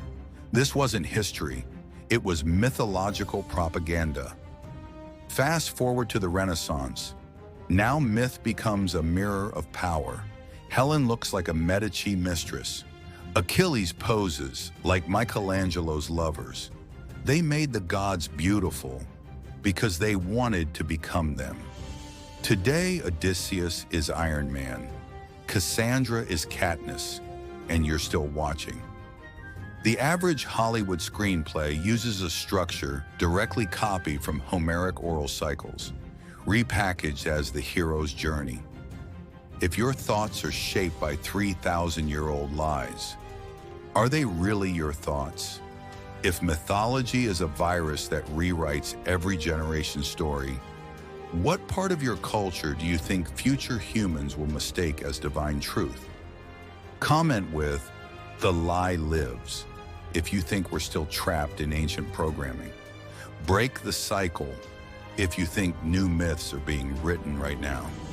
They called them myths, but they were never just stories. They were operating systems, written in blood, fear, and fire. The earliest myths weren't about Zeus. They weren't even meant to be told. They were performed in caves, at altars, in the blood-soaked dirt of forgotten festivals. The oldest Greek myths likely emerged from pre-Greek Minoan cult rituals, tied to death, rebirth, and seasonal agriculture. Before Olympus, there was the Earth Mother, buried when patriarchal war gods rose. Homer's epics were political propaganda, written to unify disparate city-states by giving them shared ancestry. They were never meant to entertain. They were meant to unify tribes, justify power, and warn you, don't fight fate. Serve the state. What if every national anthem today is just another myth, coded in flags instead of fire? You've heard of Zeus and Hera, Athena and Apollo, but you haven't heard how they died. When Athens fell, when Rome fell, when Christianity rose. The Olympians were abandoned, not defeated, but here's what they left behind: a mythic skeleton. 1. Kings became ordained by heaven. 2nd, empires became manifest destiny. 3rd, nations called themselves chosen. The Byzantines consciously rewrote Greek myth into Christian allegory. Zeus became a symbol of tyranny. Prometheus became the devil. And Pandora's box was retranslated to resemble Eve's sin. The gods didn't die. They were repurposed. If the gods were rebranded once, how many of today's ideas are just myths in new costumes? Here's what's most terrifying. You've been told these myths are over, that we're modern, rational, scientific. But data shows we're more myth-bound than ever. 1. Hero worship in politics. 2. Sacrifice rituals disguised as war. 3. Prophecy replaced by algorithmic fate, AI, analytics, predictive policing. In ancient Greece, oracles controlled state decisions. Just as today, policy is driven by data analysts and forecasters. The role hasn't changed, just the road. We still tell stories where rebels lose, where power is inherited, where the system never truly falls, and the biggest myth, that we're free of it. We were never meant to be heroes, just believers. They gave us myth to control chaos, but in doing so, they chained us to a cycle. Believe, obey, suffer, repeat. The only way to break the myth is to write a new one. What myth still controls you, without you even realizing it? Comment with, I see the pattern. If you've recognized one in your own life, still in the loop. If you feel like you're living someone else's story, if the gods have fallen, who's writing your story now? Hit subscribe and unlock the truths they buried beneath temples and time. Because this isn't the end of the myth, it's the beginning of yours. Turn on notifications. The next revelation is already whispering from the shadows. What's your myth? And are you ready to break it?